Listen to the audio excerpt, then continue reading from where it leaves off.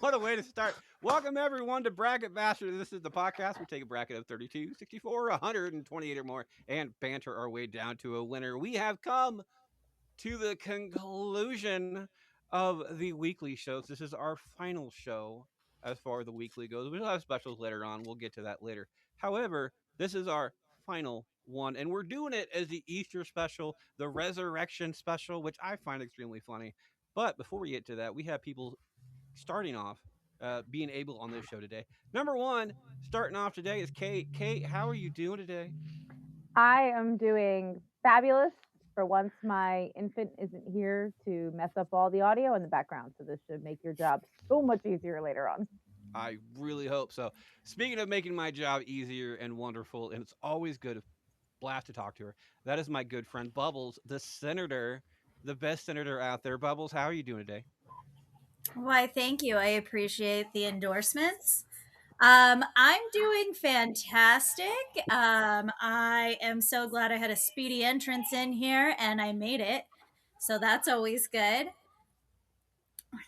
And that's And all I got to. and the OG, one of my original three members of this entire thing, pretty much 4.5 years ago at this point. Wow. Yeah, I know. We have Havandre back on today's show. By the look on his face, I'm pretty sure he hasn't been called that in a while. It's been a Harvey, how minute. are you doing today, there, sir? I am well. It's nice to be back in the fold. 4.5 years? It's been Yes, that long? it's been four and a That's half years. crazy. 225 episodes. This is our Oof. last weekly episode. Well, again, we'll be going on past that, but not as weeklies. One of the most newcomers that we do have on the show, though, is Nancy, the queen of bad decisions. Nancy, how are you doing today, there, dear? You know what? Making bad decisions. Just decided that I really needed cookies, and then realized, oh, I'm recording a podcast. So Just, yeah, just just, keep I mean, making. go ahead and indulge. Just make sure to mute your mic before munching.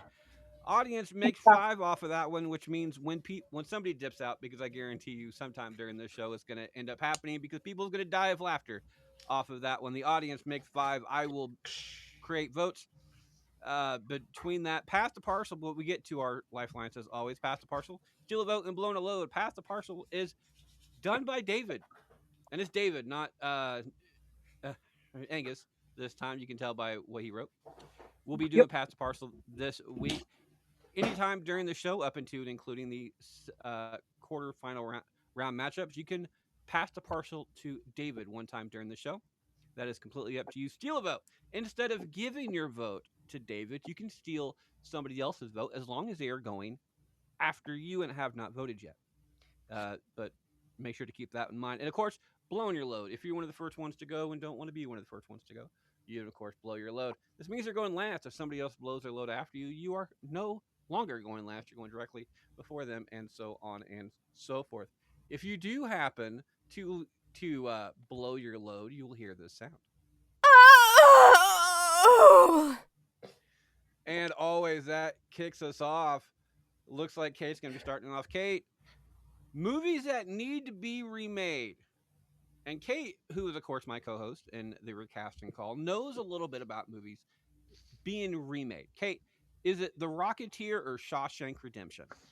That I would want to be remade or not want to be remade. I just want to clarify. That you would want to be remade. These are movies that need to be remade. Need to be remade. Okay, The Shawshank Redemption is perfect and should not be touched. I'm going to say The Rocketeer because I'm picking the lesser of two evils. Gets a vote. Bubbles. I have the same feelings as Kate on this one. As soon as she was like, Shawshank doesn't need to be redone, I was like, agreed. Gets another one. Harvey. Absolutely agree. Don't touch perfection. Leave it be. Rocketeer. Nancy. Hi, sorry. Yeah, no. Shawshank Redemption is a perfect movie. Don't touch it. Please don't touch it. If you touch it, I will put you in timeout. Rocketeer. Rocketeer gets a fifth and a final vote from the audience off of this one. I'm the only. I'm the person on this. I don't like Shawshank. I do. I would cut about a half hour of this movie out just to make it go quicker.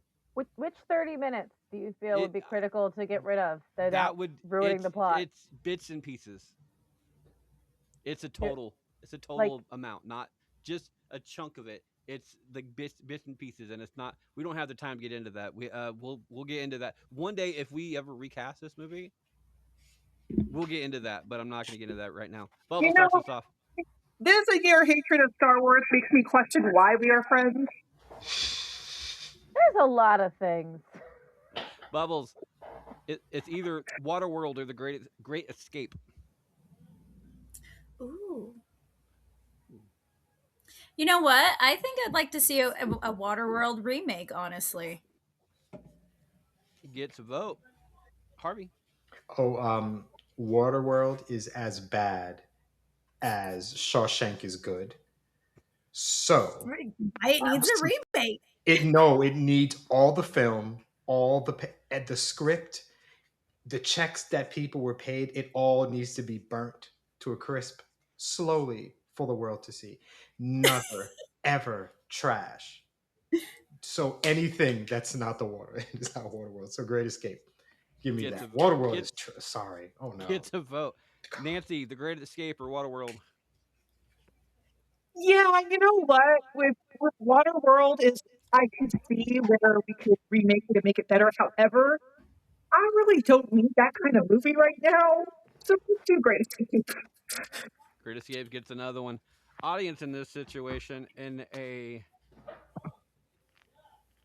18 vote difference is going with Waterworld. So tie-breaking decision coming down to Kate. Kate, is it Waterworld or Great Escape? Great Escape is another movie like Shawshank where I'm like, it's a perfect movie. We don't need to redo it. And Waterworld, since we can't burn it because it's water, there is such a thing as water cremation. And I feel like we could do that to that movie. And the process of watching that decompose would be better than the current Waterworld movie. We could tear up the script, the actors, the movie, and just make a completely different movie. You don't even Hold have to on, call it Waterworld. before we get the official vote, are we supposed to be voting towards what we want to be remade or what we don't want? I'm pretty sure Kate's doing like the lesser of two evils through everything, this entire thing at the moment. Because I feel like the Shawshank, I voted the wrong way because I don't want it remade, but here we did. We voted it through to be remade technically. No, it's Right. gone. No, Shawshank. saying- No. It's untouchable at this Yeah, point. Okay, it's so untouchable. then we did vote right. Okay. I was Yep. like, wait, I just want this to be protected. No, Yes. Rocketeer moved on in his sweep, starting us off. Waterworld, I believe, with Kate's trying to vote for Waterworld to be remade over Great Escape because Great Yes. Escape is a perfect movie. In the most convoluted way possible, yes, my vote is for Waterworld. I actually want Waterworld to be remade just for the simple fact that I think it suffered from bad, just bad timing.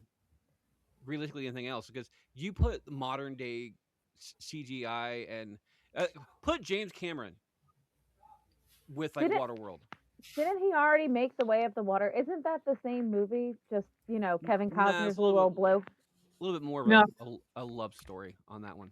Anyway, Harvey, I've been wanting to get to this one. It is either Down Periscope or Harvey. Interesting. Okay. It's a good question. Personally, I love Down Periscope. I think it's great. And I don't think you need to redo Harvey. Harvey's a 6 foot rap. That's Jimmy Stewart, right? Yep. We don't touch that. There's only one Harvey who could. If that's done, I play that part. But no, we're not going to do that. You know what? If we would recast Jimmy Stewart, I think Kate's Hollywood husband is the only person that could do that. AKA John Krasinski. So Or I'm going Danny to say Down DeVito. Periscope. I think Down Periscope is just it's a bad movie that I think is really funny. Yeah. And I'd like to see, and I'd be interested to see who would do it. Yeah, so let's get Down Periscope. I think Down Periscope, and I've told Kate this. I think Down Periscope's going to make it to next year's recasting call list because like I want to see that. It's one of my favorite movies of all time. Nancy, Harvey, or Down Periscope? Yeah, I actually never seen Down Periscope, and I don't know it off the top of my head, so I'm going with Harvey. Understood. Understood. Have you seen Harvey? Like that's I I'm more the only surprised thing you've to seen suggest of Harvey. Harvey, I know a lot about Harvey because my father, whenever we'd watch Wallace and Gromit: The Curse of the Were Rabbit, would make a Harvey reference and joke. He would constantly reference the movie Harvey. So we had to look up to see what was he referencing, and we watched like a bunch of clips from it. I'm like, oh, okay, okay. It's a good movie, but I'm surprised that you've seen Harvey more than I like. I'm more surprised that you haven't seen Down Periscope than and you've seen Harvey because that's just completely out of different left field. Uh, it's audience off of this one between Down Periscope and Harvey. It's going with Harvey with a 2 vote difference off of this one. Kate, Harvey or Down Periscope? Down Periscope. Tie breaking decision coming to Bubbles. Bubbles. Harvey, Down Periscope. So with Harvey, every time that like the door would randomly open, my stepmom used to be like, "Oh, welcome in, Harvey." And my dad used to get so mad, like, "Stop inviting these spirits in the house." And she had to like show him what she was talking about. So that is the only reason I think I've seen that show or that movie. And but I have also not seen Down Periscope. So I don't See, want Harvey to be remade, and so I guess I'm gonna have to pick for the Down Periscope to be remade. If I'm voting correctly, if my brain, because I No, feel you're like yeah, you're right. I'm not clicking as fast as It's I the should one. be. It's it's the resurrection special. It's the ones that you want to have a rebirth in the situation. So the Yeah. ones you Okay. want So to be remade. let's go ahead. Let's remake the Periscope one. Down Periscope. I just did my head bastard movie review for Down Periscope. So if you need Mhm. like kind of a rundown of what that movie is, go ahead and check that one out. Down Periscope moves on to the next round. Nancy starts us off. Nancy, 1984 or Fahrenheit 451? oh, Ooh. oh, um, my thing is like right now I'm very tempted to pull my husband right now, but I don't want to I can tell you because right he's now with him, it was doing that all the time. with okay with David. I'm gonna tell you right now, David's uh pass to parcel off of this one was a one spot difference between the two of these. I'm not surprised because I don't think he's read the books or seen the movies. So I also know that he's like he looked at me. He's like, I think I've seen only about 10 of the movies on here because David grew up under a rock. Yep. I am going to go with 1984 because I just think maybe there's some people who might need to see it and they'd only see it if it was a modern movie theater. I agree with that one. Audience between this one and the 6 vote difference is going for 1984 as well. Kate, 1984 Fahrenheit 451 Oh, I just agreed so hard with Nancy. I literally hurt my neck bobbing my head back and forth. It's 1984 for the exact same reason. gets a vote and the win. Bubbles, 1984 Fahrenheit 451. So I have never seen visually a 1984 movie at all. But I have, however, read the book. And so after like reading the book, I absolutely do feel like 1984 would be a very good movie to be made in today's technology, if you will. So I want that to be remade. So how do I, whatever direction I need to get that to move to be remade, we're going to remake that. 1984 gets a vote off of that one. Harvey, finish this up. 1984 Fahrenheit 451. 1984 to make it a sweep. Bitches. Or bitches. Peaches? A thought, and someone correct me if I'm wrong. Wasn't Fahrenheit 4? Was it just remade with Yeah, it was. Michael B. But it was such a crappy ass movie. I didn't see Okay, it. It was. It was a crappy ass movie. The original movie is a lot better. I personally think Fahrenheit 451 has a better storyline to it. But I think with today's technology, much as Bubbles was going off of, 1984 would be 1984 and Logan's Run would be Yeah, two movies that I think in today's technology would be just absolutely great to do. it 1984 will all moves be on. timely, but I think that's why they won't be remade anytime soon. Is I think it's too timely and people will pull them apart. Eh.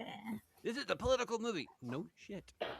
Audience starts us No, off. It is it's been political.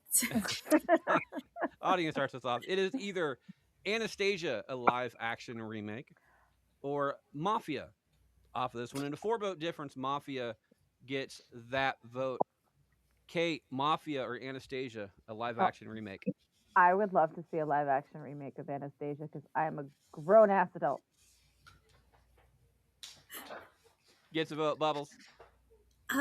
Absolutely live action Anastasia. Like, are you kidding?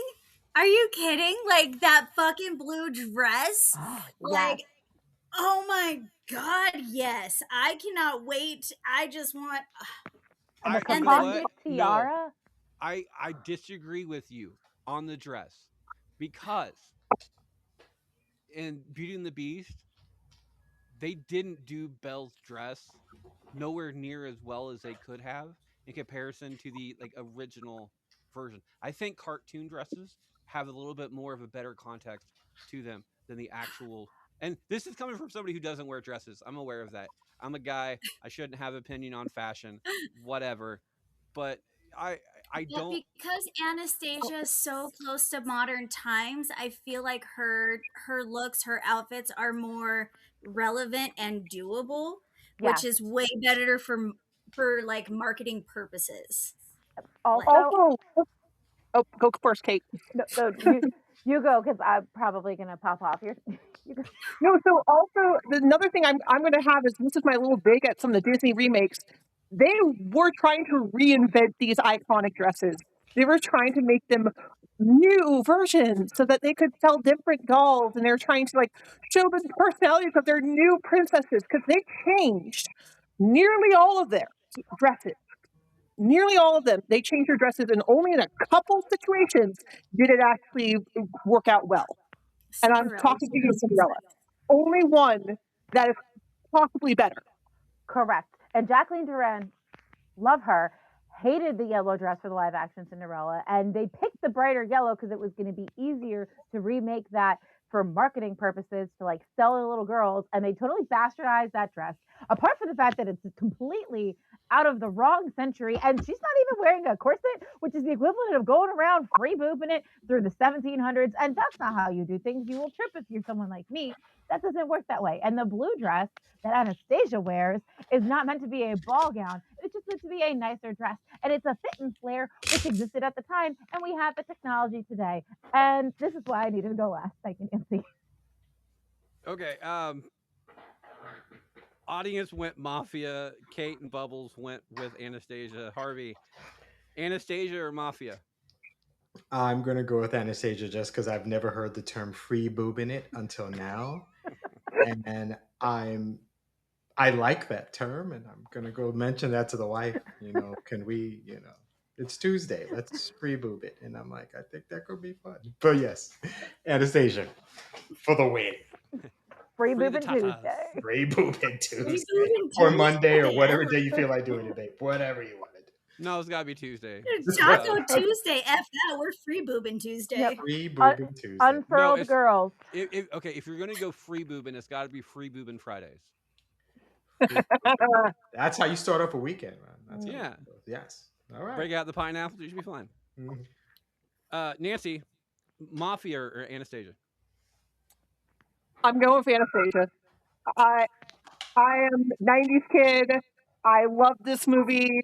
Also, I would love to see like who would play Rasputin. I would love him to find some way to bring in Bartok just so we can have some of his lines or have someone like who can like ad lib. I want to see it. I would. I There's. don't know. I kind of want a Skarsgård for a Rasputin though. A mix, Ooh. him or Christopher Lloyd coming back. I He's mean, old, that would he's weird, he's tall. I mean, he is old enough that he kind of looks a little deathly these days, and that's okay. Yeah, That's and okay. I mean, when you're that close to the grave, we understand. And you know what? Since Rasputin technically was in the grave, it would work out. exactly. If his body parts start falling off, no one's gonna be surprised. They could No. also just like have him do like a motion capture so that like he can just like even just sit in a chair. They have like motion capture on him and him mostly do like voice work and stuff, and then they like make him look like a rotting corpse. That would be fantastic.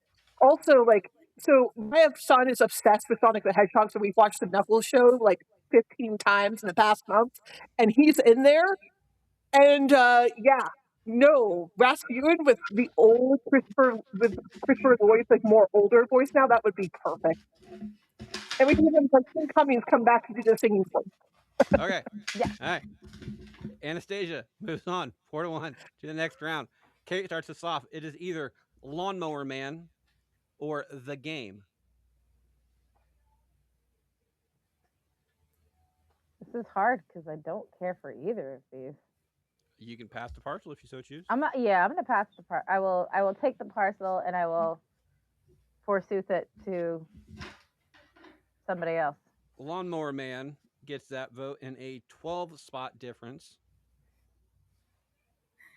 Bubbles, Lawnmower Man, The Game. What is Lawnmower Man?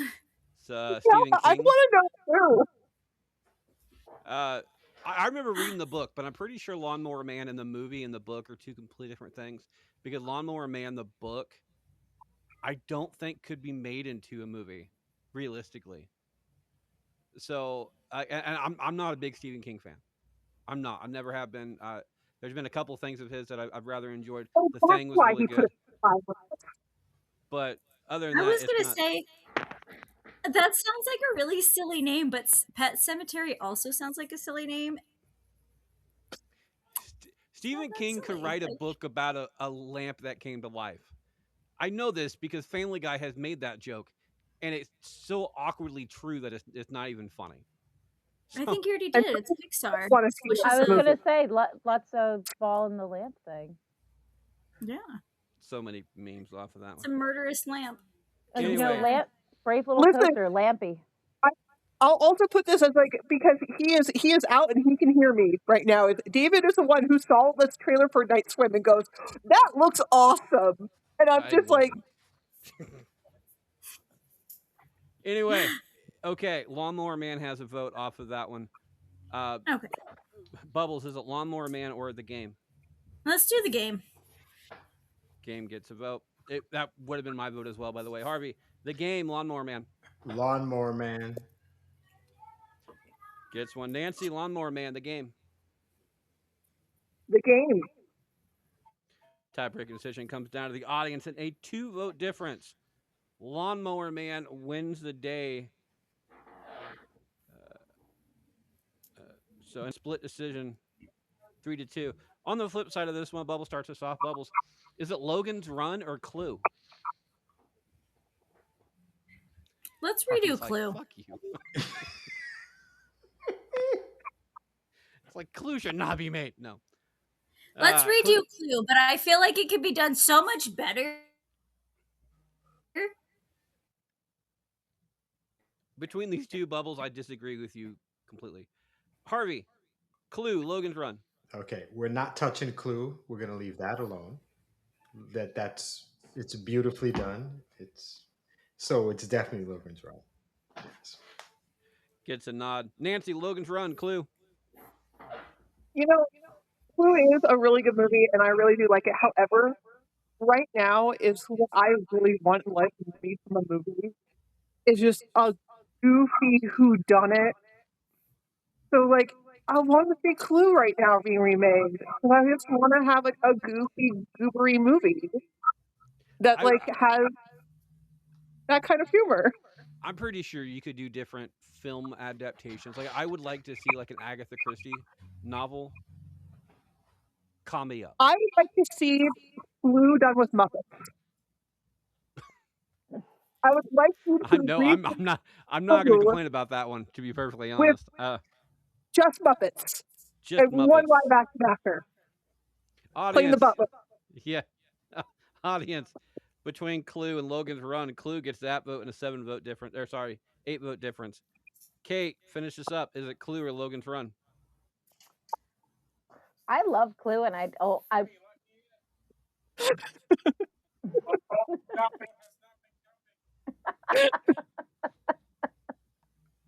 I'm all alone. there's nobody It here it didn't beside it didn't me. warn me. All right, it did not warn me that there was somebody there. I mean, aren't Was, you supposed was to that go get Harvey? to do the laundry? With Either what way, soap? okay. Well, I let's finish aren't this you one off. supposed to go get some? Kate, is it Clue or Logan's Run? Because I would love to see Clue again if they did like the 3 different endings, but I'd have to take out a second mortgage in my house or on my house to be able to go to the movie theater 3 times to potentially see the 3 different endings. So I'm gonna go with Logan's Run for financial reasons. I will never financially recover from this. 3-2. Clue moves on to the next round. Last up in the first half of round one, it is Harvey starts us off. It is either um, They Live or The Last Starfighter. Okay. They Live is not untouchable, but it damn near. It's close. It's only Roddy Piper does that part. Nobody else. So we're not touching that. So let's leave that alone. So it's not They Live. What was the other option? The Last Starfighter. I don't want to touch that either, but it's gonna have to be The Last Starfighter. I have a personal attachment to that film. But no. It's got Last Starfighter. Yeah. I personally think between these two, I agree with Harvey. They Live is kind of untouchable, but I think in today's realm, I don't think it would go well over politically as well. And I think Last Starfighter would serve well from the entire uh, special effects type stuff. So I agree with Harvey on that one. Nancy, They Live or The Last Starfighter?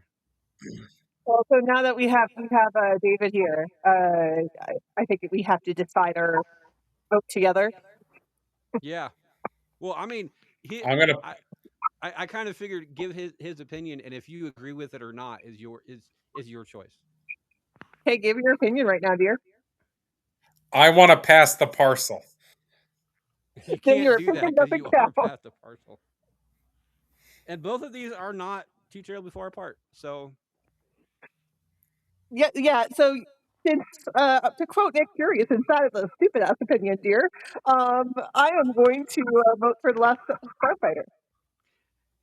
gets a vote. Audience on this one, and a 2 vote difference is going to go for Last Starfighter as well. Kate, Last Starfighter or They Live?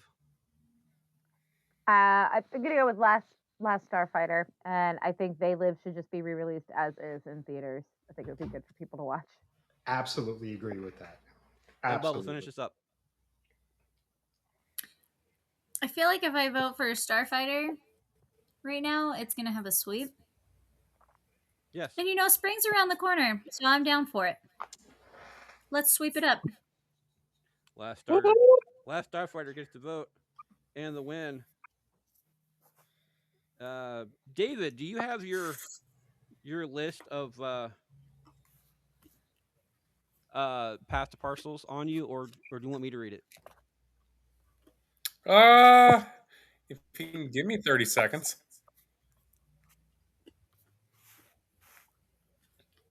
I hear I that kind one of now. figured this is the first time we've ever had a past a parcel person on the actual show. So I'm gonna give you the movie. You give. I'm gonna give you the movie and the spot. You just go ahead and read your notes off. Tell you what, read this one off because I'm having trouble getting my messenger to load, and I'll do the next one. All right. Shawshank Redemption did not move on. David put it on spot number 31. Says widely considered one of the greatest films ever made. Any remake would be compared unfavorably. Does not get that. Next up is the Great Escape, spot number 28. This is, the original is a classic. With the legendary cast, a remake would struggle to capture the film's authenticity. You got it? David, are you ready? No, it will not load. Okay. I gotta go back to where it was. Okay. Uh, Logan's Run, spot number 6 for Pass the Partial David off of this one. Says it's dystopian concept about society controlling youth is extremely relevant today. Modern effects could make the futuristic world far more immersive. It's pretty much what I said before. Harvey, spot number 25. David says the whimsical charm of the original might not be difficult to replicate. A remake could lose. Uh, might be difficult to replicate. A remake could lose that magic and that made it beloved.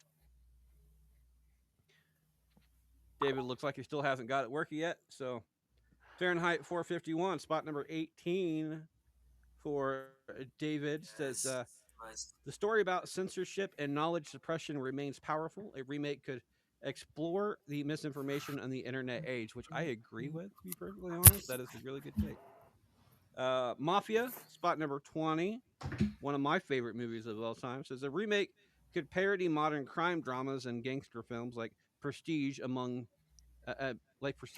streaming series. Updating the jokes and references to newer mob stories can make the satire feel more fresh. The Game, which kind of made me mad it did not move on, spot number 24, says the narrative relies heavily on a surprise twist. A remake might struggle to recreate that same impact. I disagree with that, sir. I really do. There's been a whole bunch of other movies that had the same twist to it and did just as good. Which one? The And game? yeah, I've and never seen it. they live. Spot number 9. You should. It's a damn good movie. It's satire. I disagree. I don't think it is satire, to be perfectly honest. The satire about hidden control and consumer manipulation remains relevant. A remake could expand the commentary for modern society. Um, Let's move on. We're moving into the second half of round one. Right after this break. Okay. Before I became a podcaster, I never imagined that all requests for 5-star reviews actually mattered. I was wrong. But being the bastards that we are, we're not just going to expect you to give up those 5 stars with nothing in return. Kind of rude. So if you want to send in a question or anything else along with those lines, along with those 5-star reviews, we'll not only read your submission out live on air, we'll also give you props and everything along with it. If you want to do this, it is our email address at bracket, BRACKETTY2R, the number 2, then R at yahoo.com. I'm not, I apologize to everybody out there who has sent in letters at this current time. We will be doing them later on future episodes on not only this one, but other shows that we have as well. But however, today, I don't think that letting one person have the actual letter be enough. So I decided to do something different. I wrote a letter to everyone out there, including yourselves, everybody else on the show today, and I'm going to read that one off. However, after I get this one done, I told the crew today that since fans usually give the questions to you guys, I'm going to allow everybody here to ask me a question, and I will hopefully answer it. Anyway, so think about those. My letter as follows. It says, to everyone who pressed play 225 episodes, saying that number out loud doesn't even feel real. What started as an idea, half formed, slightly chaotic, and fueled by COVID boredom, somehow turned into 225 conversations, 225 uploads, and 225 chances to connect. But the numbers are not what matters. You are. Some of you were there from episode one, Harvey, for instance. Some joined some down in the middle of the road, and some of you found us last week and went back to binge like you discovered a hidden Netflix series. How you got here, how you became a part of it, a part of us. At first, you were listeners, and then became familiar names and comments and voices and in messages. And then eventually you became friends. And somewhere along the way, you just stopped being just a podcast and started feeling more like family. And that part means more to me than I can put into simple words. There were weeks where hitting record was easy, fun, light, exciting. And there was also the weeks where life was heavy, when things weren't great behind the scenes, when it didn't feel like talking, when I questioned everything, even whether the scars were worth the stories told. This show carried me through that, knowing people were listening, knowing conversations mattered, knowing that the little things that got me, that the little things had real impact. That got me through the hard times that I honestly prefer not to talk about a lot. This podcast wasn't just about content, it was consistency, connection. It was therapy disguised as talking points. Ending this is not easy. You don't walk away from 225 episodes without feeling that in your chest. But here's the truth. This isn't goodbye to the relationships that we formed, it's just the end of this particular chapter. What we've built here doesn't disappear because the uploads slow down, the laughs happened, the debates happened, the inside jokes definitely happened, and the community happened. And all that can never be taken away. So if you've ever pressed play, sent a message, shared an episode, argued with us, agreed with us, or just simply listened quietly in the background while driving or doing the dishes, you mattered more to me than you'll ever know. This show has meant more to us than the downloads, more than the numbers, more than the algorithms. It meant late nights, it meant sacrifice weekends, it meant choosing to sit in front of a microphone when life felt loud and messy and uncertain. It meant showing up, and sometimes it meant survival. There were days that this podcast was the only steady thing in my life, the only place where things made sense, the only reminder that connection still exists in this world, and that can feel isolating. You didn't just support the show; you supported me, and in turn, you supported us. I will never forget that, from listeners to friends to family. Thank you for 225 episodes of laughter, debate, chaos, growth, and sometimes grace. The uploads may slow down, the mics may go quiet, but what we built, it doesn't end. Because this was never just about a podcast. It was proof that strangers can become something more. The voices in the dark can find each other, and pressing record can sometimes feel like pressing on and keep going. And if this is the final send off, just know this. You were never just listeners. You were the reason that there was something worth recording in the first place. And if you ever wondered whether it mattered, it did.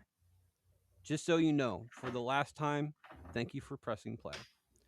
With nothing but gratitude, your head bastard, Freddie Fisher, and the entirety of the ABC podcast says thank you.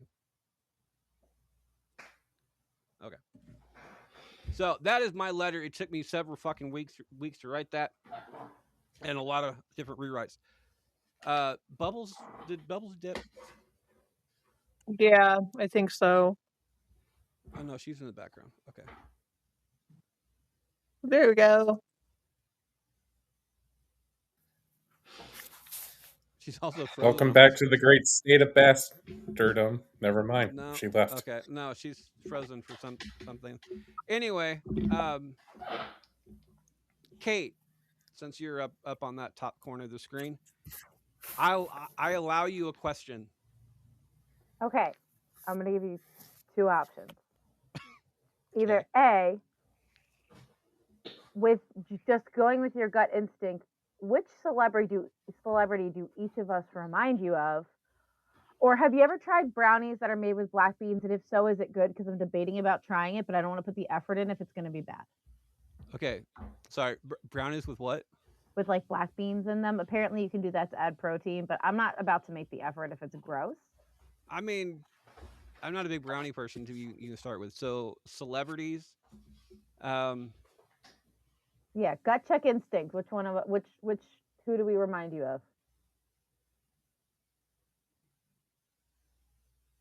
Harvey is definitely. I just got done watching Traders, the American season this year, and there was a guy on there that reminded me so much of Harvey. It's crazy. Uh, he's a comedian. Somebody can look him up for me if you would, because the name is absolutely like completely. He was the only black comedian on the show, but the entire nature of this dude just like screamed Harvey. Okay. From what I remember of Harvey and Ron Harvey, Funches? thank you. Yeah, him. Um, Harvey to me is one of these people that very very down to earth, but also has the entire comedy chops to brighten your day when need be. And what I've seen of Ron on the show, he has the same type of feel to it, which is much appreciated. Uh, and without more, see, I'm not drawing any kind of names right now for that. So I do apologize, Kate. I honestly don't know. I can answer your question later Or you if could you just want. answer the question about the brownies. I gave you two I don't options. know. I don't eat brownies. I'm a I'm a I'm a fat kid that loves cake, not brownies. Cake's gross. Wow. I It's only like nice the and moist. frosting. Harvey, This is All not a right. rule. So I will ask a question and then I must depart. So, has anybody in the last month, 2 months said to you with vigor, with energy, fuck you, Freddie? not on recording. Saying, man, and what's the point? If you Although don't, I'm pretty sure Shy no. Shy did. Shy did. I voted out one of her songs last week, and she didn't do it with as much flair as you do, and I'm going to ask you to do it one last time in a moment. But she did. She got mad at me because I voted out "Dangerous Woman" by Ariana Grande, Mm, and she's like fuck you, Freddie. I still say my favorite fuck you, Freddie of all time. Sorry, Harvey, it's not yours. Is from Chansey. Is the entire thing that started the entire fuck you, Freddie thing, and that was when he told me, looked me straight dead in the freaking camera, and goes, "I hope you masturbate with razor wire." It's still my favorite one. Harvey, since you brought it up though, this is your final opportunity. So gear up for it. I want the fuck you, Freddie, that will last for eternity. Floor is yours. okay, allow me to explain why this means something. We've done this show, we've voted things in and out, we've lost things that we've loved, movies, songs, whatever topics. But let it be known that no matter what, it was always Freddie's fault. We can say what else, somebody else came up with the subject, it was a vote, whatever, Saturn, whatever, some whatever shit, but it's always Freddie's fault. So when we are upset because the vote did not go the way we wanted it to, it is with energy, with vigor, with power that we express our dislike with the situation. And there's only one way to do so, and we say it. Fuck you, Freddie. Fuck you, Freddie. Or fuck you, Freddie. But I like to say fuck you. Pause. Freddie. So Hashtag FUF. FUF. And with Fuck. that, while I say FUF, I love you. You are my favorite bastard. All right, Harvey.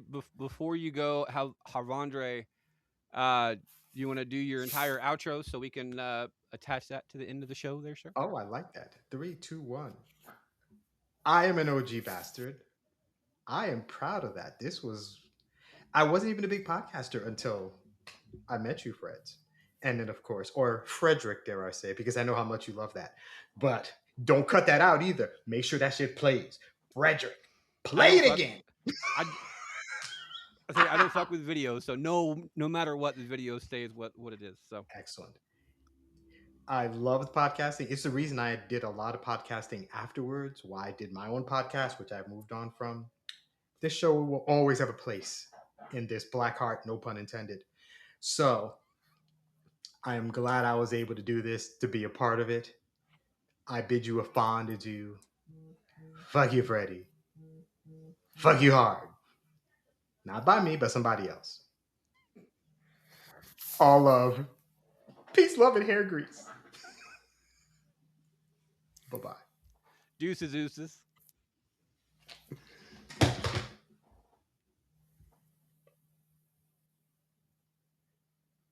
All right.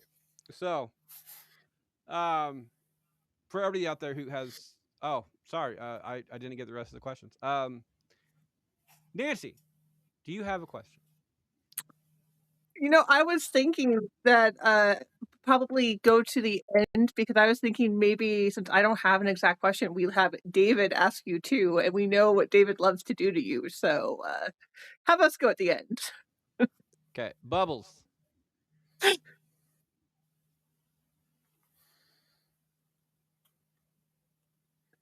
Is freezing on the screen. I keep freezing. I am so sorry. Fred, my question is, how do you keep up with our bullshit? You know, all things being even on this one, I appreciate your bullshit. It's true. I don't. It's not something that I keep up with. It's not even something that I tolerate. It's actually something that I look forward to. I look forward. We only record. Let's say Kate and I only record once a month, and it's something that I put in so much prep work to do it right because I enjoy bullshitting back and forth with Kate so much, and to give it as much as she gives it to me, gives it back to her. I need prep work for that. So it is what it is, and having the ability to bullshit back with people and have them do what be the bullshit artists that they are is so much fun. So, and that's the reason that I started podcasting in the first place is that I wanted to prove that uh, just because you've never met a person like in person, because I've never met the three people on the screen because Bubbles is having issues. I've never met any of you in real life. I hope one day I will, but I've never met any of you in real life. I've never met Harvey in real life. Never met Bubbles in real life. Uh, there's only a couple of people on the show that I actually have met in real life. But the ability to bullshit with people that you've never actually met in person and have such a connection with is absolutely great. So realistically, to answer Bubbles' question, because again she's having issues, uh, I don't tolerate your bullshit. I don't deal with your bullshit. I don't anything else. I look forward to it. So David, you're you've been given two questions.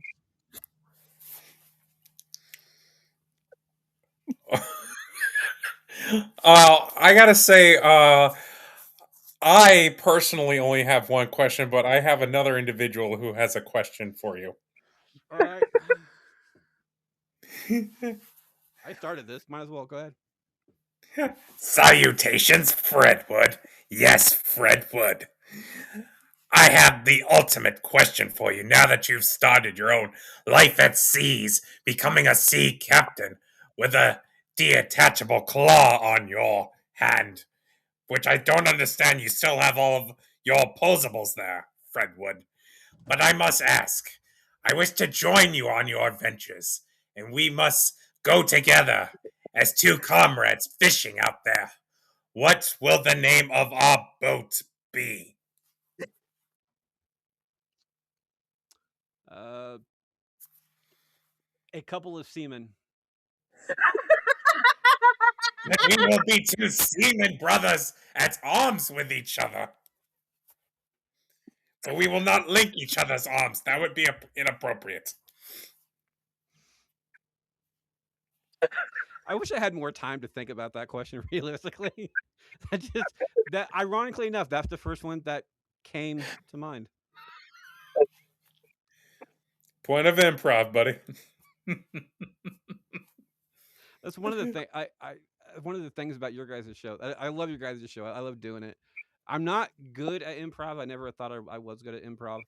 But my entire purpose of being on your guys' show is just trying to quote unquote pop the boys, uh, and try to make you guys lose track as much as possible.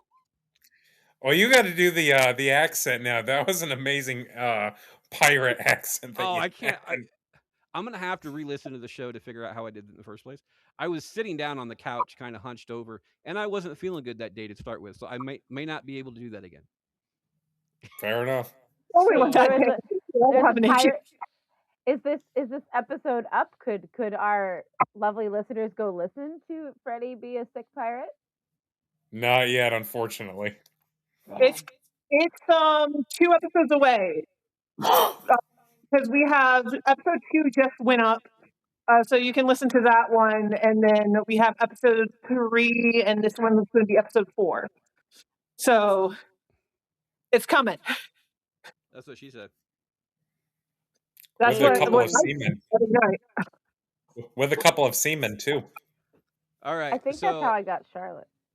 so that was that was Angus's question. Do you have one, David? I got the same question. How the heck do you tolerate me? How many times have I thrown you off on your show? Um, your bit of a joint question is like, how do you tolerate the two of us? The really funny Because part. one pops you out of house and home, and the other one openly causes chaos.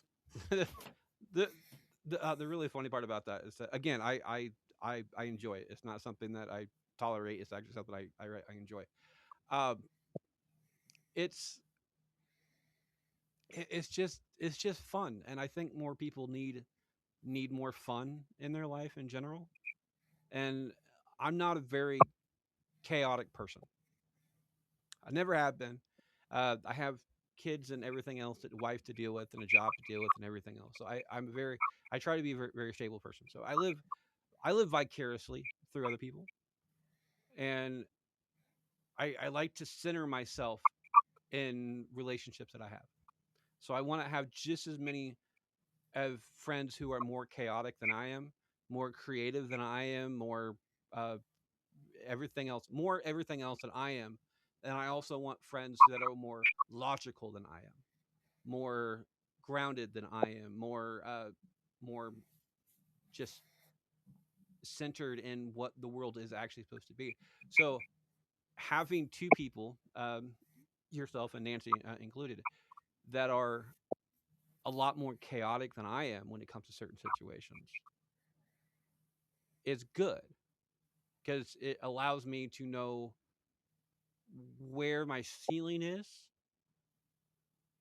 and then know how to push the envelope later on. Because I guarantee you, the moment I start pushing the envelope, you guys start going higher up that scale, and it's going to tip over eventually. I'm fully fucking aware of that. But until that point, we're just going to kind of play it by ear and have fun with it. And You that's need where to come play. You need to come play D&D on my show then. I really do. I'm looking.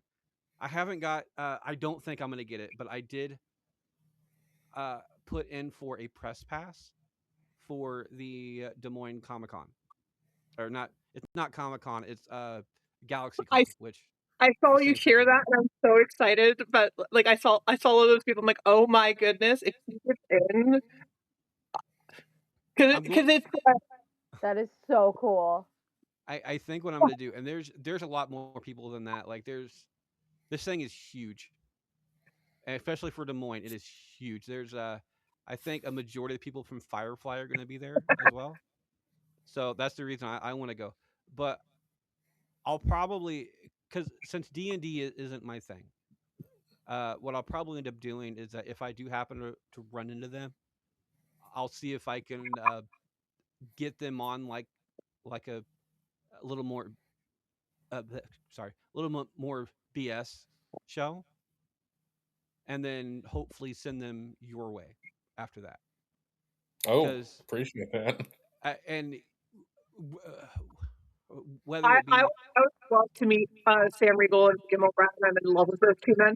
So I saw whether that it you're. be on your guys' podcast or not, or just a flat out interview.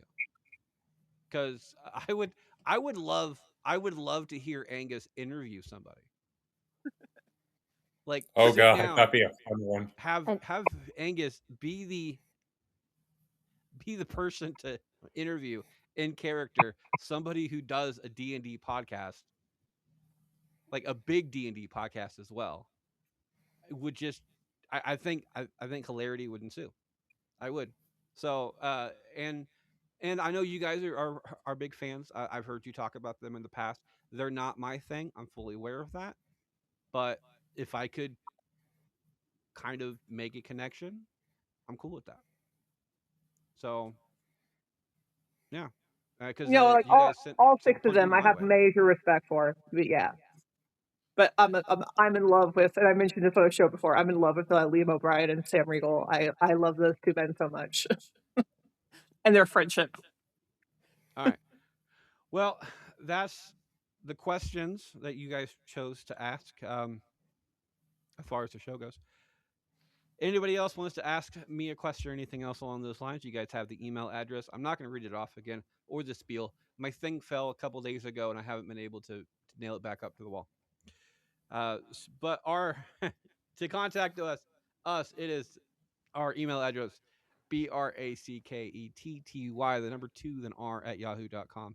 As always, to get in, this will move on to other shows that we happen to have in the other future shows. So, thank you. Thank you. Thank you very much. We love you. Uh, Welcome back for the second part of round one. It looks like Nancy starts us off, but before we do that, we do have a show note. Bubbles is having tech issues, so she will not be back on the show. And of course, you guys know Harvey had to depart as well. So we are down to the 4 of us and the audience vote, which also means since David is no longer the pass the parcel vote, we no longer have pass the parcel vote. But that's the way things work. Okay. I'd say Nancy that's starts the us. way the brownie crumbles, but somebody here doesn't like brownies and therefore can't tell me if beans are good in them. Does that mean We I can get an tell up? you. So our son went through a phase where he was obsessed with beans, so we made a lot of black bean brownies for him. They Are they can good? actually be good. They can be good. You just have to do a lot of experimentation, and typically your best bet is using a blender. It requires basic effort. I'm not about to do that. Never mind. Yeah, it's gonna be like you dump all the ingredients in the blender though. If you find one where you dump all the ingredients in the blender, you just pour in the blender, pour in the pan, boop, all done. Yeah, but I get my blender out for that, and I don't know if you Yeah. noticed, but I've been sipping curdled Irish cream liqueur out of a glass because I'm too lazy to go dump it. So the chance of me getting a blender out to make brownies like next to nothing. But I appreciate you letting me know, and now I do know, so I can try and get somebody else to make them for me. I just buy my snacks from the local gas station. And they're really good actually. Banana bread is the shit. I'm just saying. Is it? What is your local? Is it like a Bucky's? No, I wish we had Bucky's here. Oh my goodness. There's the closest Bucky's to us right now is in southern Missouri, Is that? but I I have no understand they're sense going of to be space out building there. one in Wisconsin pretty soon. So Is Wisconsin close to you? Wisconsin is technically 2 states away. No. Iowa and Wisconsin do connect. Not a lot, but they do connect. So is that close? Uh, it's probably about 4 states away from you. Like for you to drive 4 states, it's like me from driving to here to Wisconsin. All right, me driving 4 states takes less than 30 minutes because I live at Okay, the well. side of New Jersey. So I literally went through Maryland, Delaware, and Philadelphia just to go to my sister-in-law's house and back home yesterday. All right. Well, but no, we have Quick Start and Casey's here. So Okay. and I won't go to Casey's anymore unless I have to. But gas prices are still under $3, so I'm not gonna complain. Must be nice. I know, right? Nancy starts us off. Nancy, it is either Spawn or I'm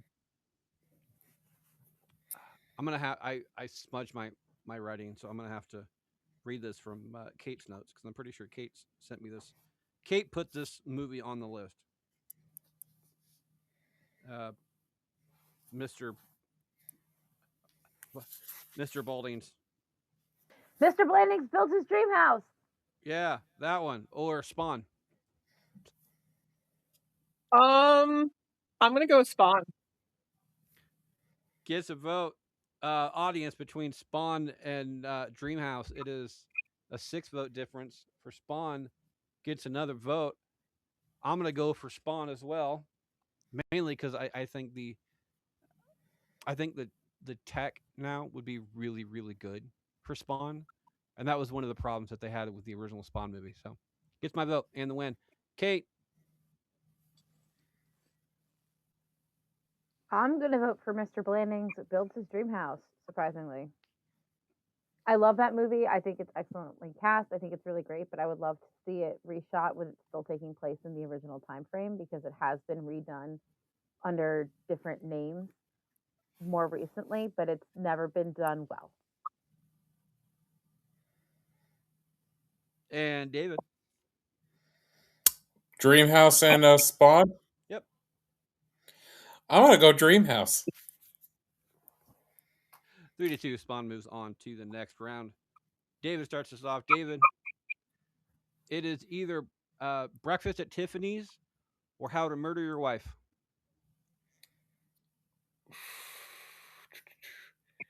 Think I'm very trying to look carefully up. for this. Do you have my ranking for that?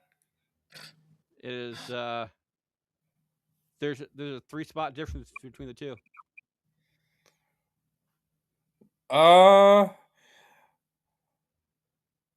You know what? I'll go Breakfast at Tiffany's.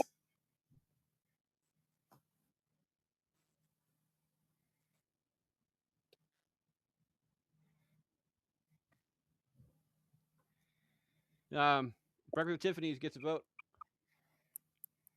Kate is at the finish line, but she's not here. Nancy, is it Breakfast at Tiffany's or How to Murder Your Wife? You know, I think.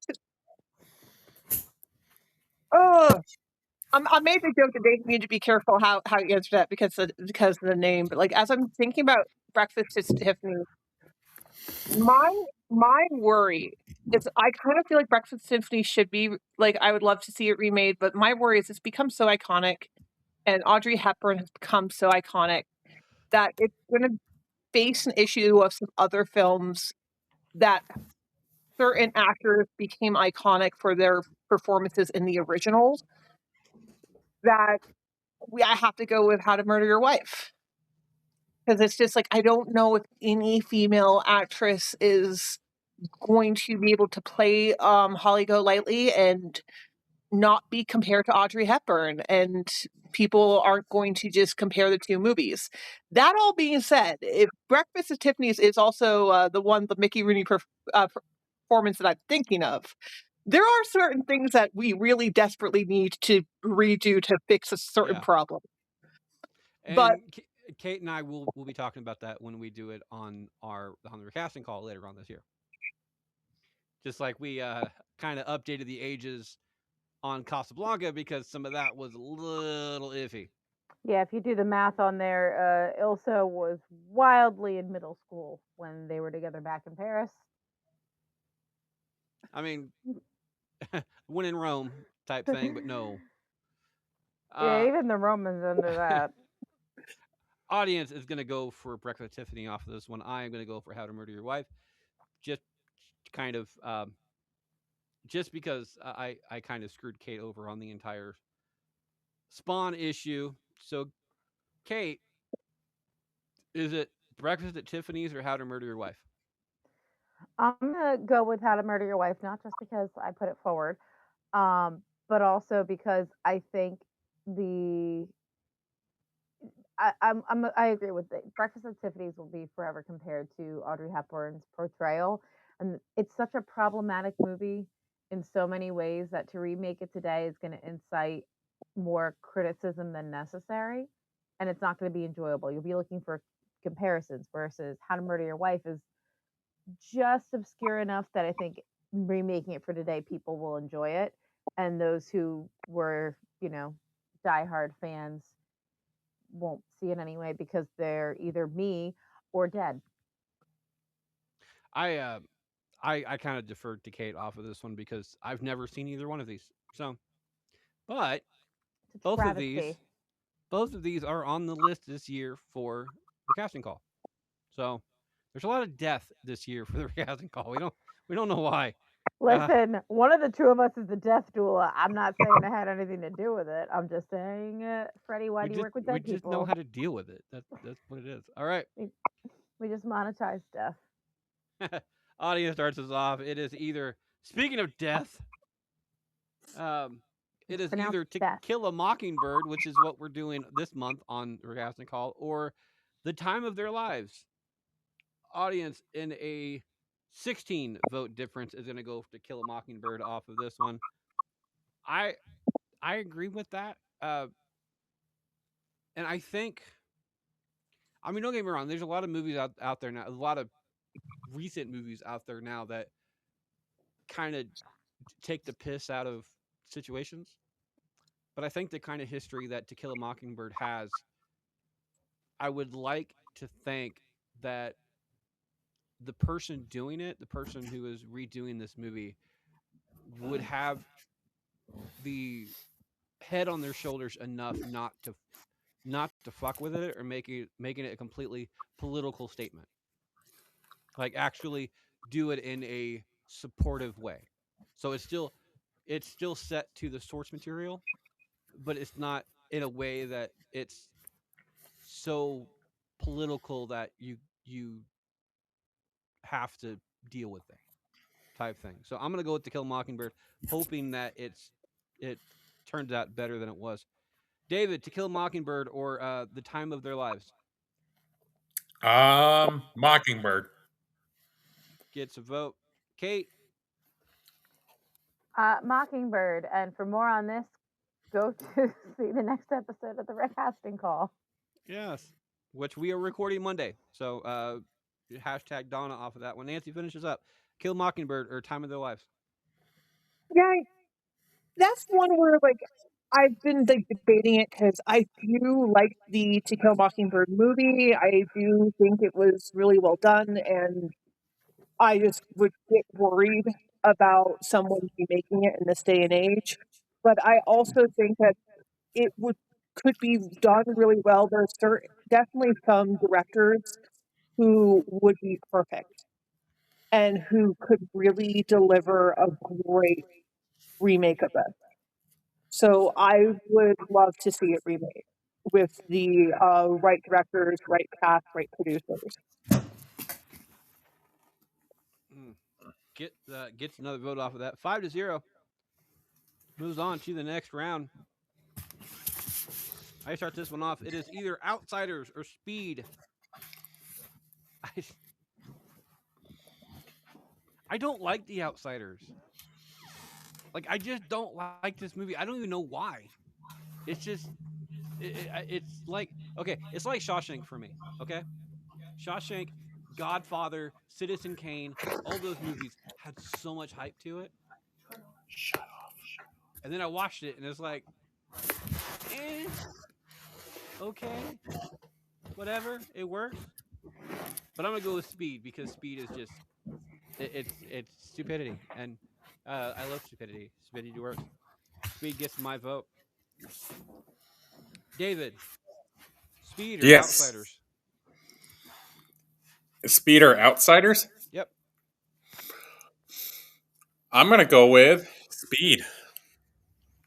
gets a vote. Kate, Uh, I'm also going to go with Speed. I'm really curious to see who would play the bus.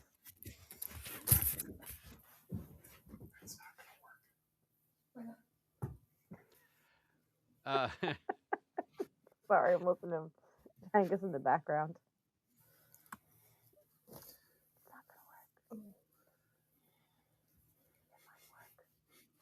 Outsiders gets a vote from the audience off of that one. Nancy isn't.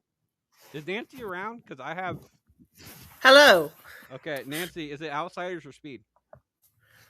I think it's going to be Outsiders. What is going on with your camera? Oh, the I camera was shut off. wondering too. I'm like, it's a deal. It's in a dark place.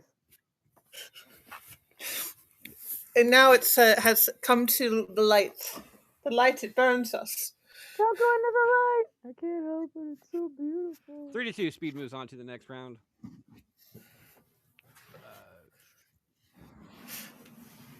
One issue of the fact that the plug is over here is now we're right in front of the door with a sleeping 6-year-old behind it. That's Freddy's fault. We're going to play a little bit. We're going to be playing podcasting roulette. We are podcasting in front of a bedroom door of a sleeping child. So what you're saying is that my job now for the rest of the show is try to make you burst out laughing. Yep. Did you ever play the game Don't Wake Daddy? Which, by the way, could be taken a number of different ways depending on, how you want to interpret daddy. I feel like this is kind of like a real life version of that. Except as a child. David starts us off. Is it Breakfast Club or Citizen Kane? Ooh. Who starts us off? David. Oh. Oliver. You know what? I'm going to go with Citizen Kane. You would. Even though I know Breakfast Club was on my top. I need to be the chaos agent. Citizen Kane gets a vote off of that one. Freddie, do I still get all my life points? Yeah. Ooh, I know what I'm going to do next round. Yeah, the only person to use a lifeline right now is well, with the exception of Pass to Parcel, because we don't have Pass to Parcel, and Kate's the only person to use their Pass to Parcel, so we're all on solid ground anyway. Kate, Citizen Kane or Breakfast Club? I want to say Citizen Kane solely because every film production I've ever been in or anything I've ever been a part of, someone without fail always says, "Well, we're not remaking Citizen Kane," and I want to be there when I'm like, "Yeah, we are."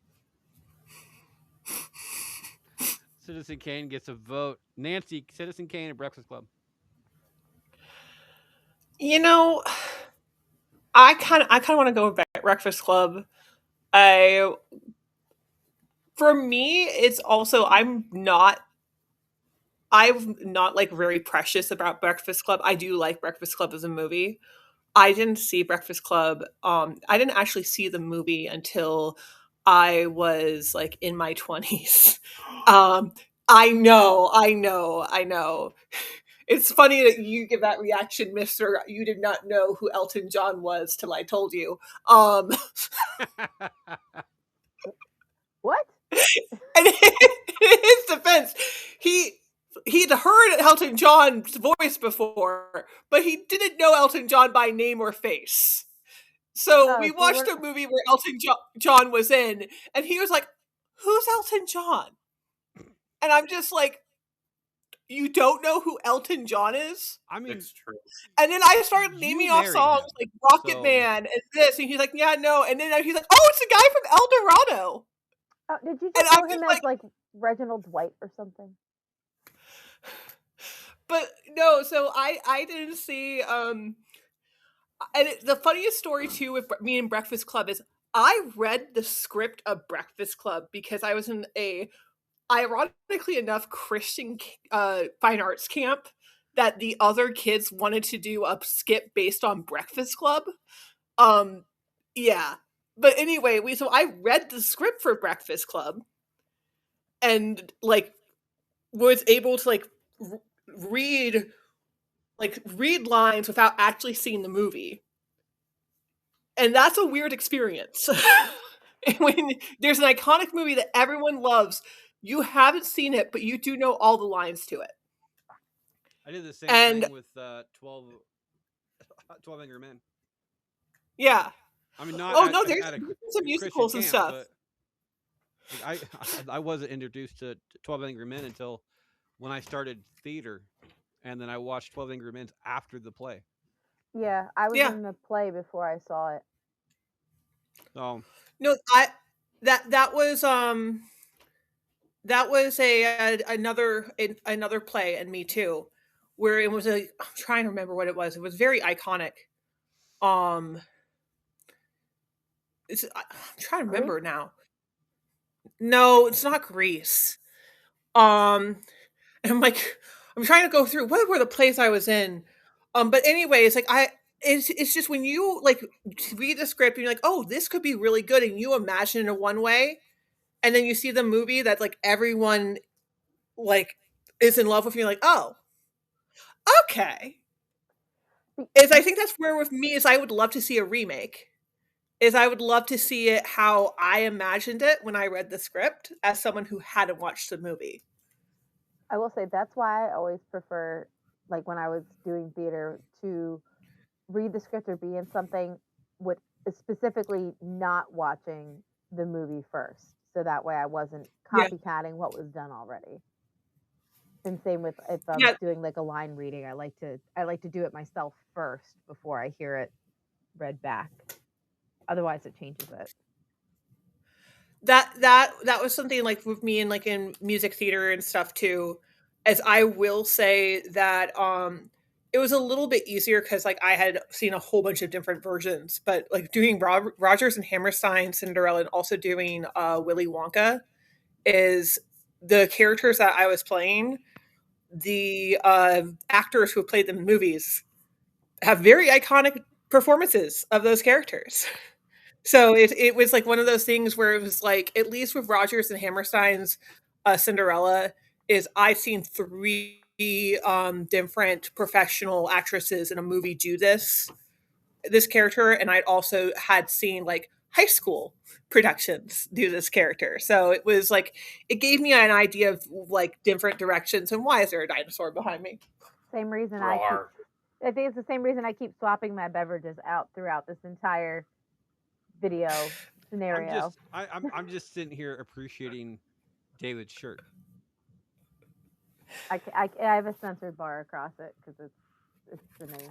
So I'm going to tell you right now, there is an amazing bastard who got me this shirt. Also, I'll leave it to that bastard if they want to say who their name was, Oh, but it's already been stated. We know that bastard is an asshole. So he's an amazing asshole, though. a bass hole, if you would. I would I personally I would go with Asterd. I think it's pronounced Astrid. No, it's Asterd. ASSTURD. Asterd. Technically, it's also Dingleberry. Like, Aw, like, poor you're cat not quite boy. a piece of shit. You're a piece of shit that tends to stay a little bit longer. For those who can't see, a cat boy is being eaten by Frank the dinosaur. All right. And it's so, not the first time Catboy's been eaten. Nancy, your final vote's Breakfast Club, right? Yes. All right. Which means audience on that one also in a 6-vote difference is going to go for Breakfast Club. I'm going to go for Breakfast Club as well.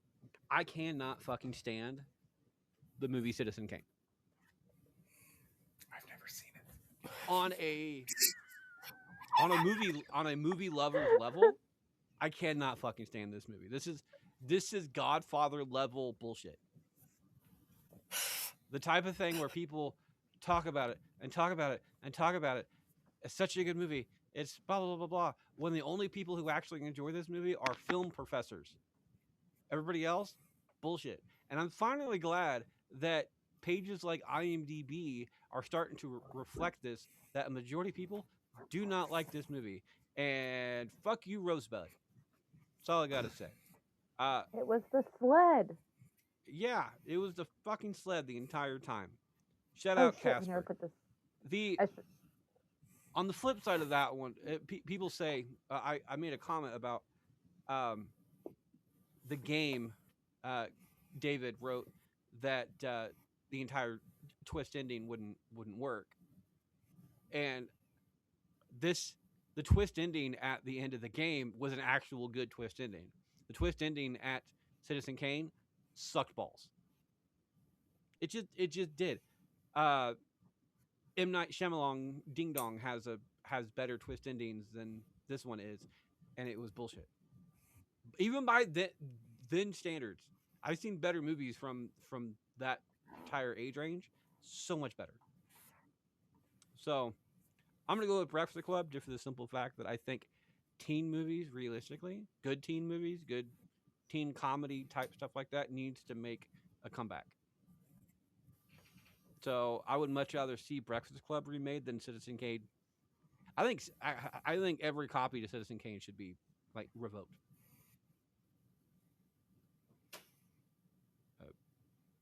3-2. Breakfast Club moves on to the next round. Kate starts us off. Kate, it is either Police Academy or live action Pocahontas.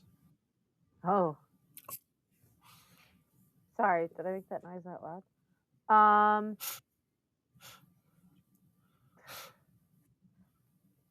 gonna go with Police Academy for all of the problematic reasons. Again, if we do math, this gets real rough real fast.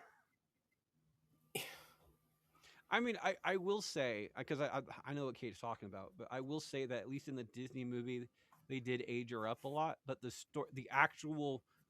problem is that this is a real life storyline, and the real life storyline being a sign of the times is the problem. If they keep her at like an 18, 19, 20, 21 year old person and then put John Smith down at 29, 30, 31, at least it's nowhere near as bad as it was in the actual real life. Yeah, and there was a live action version that was done. I remember years and years ago.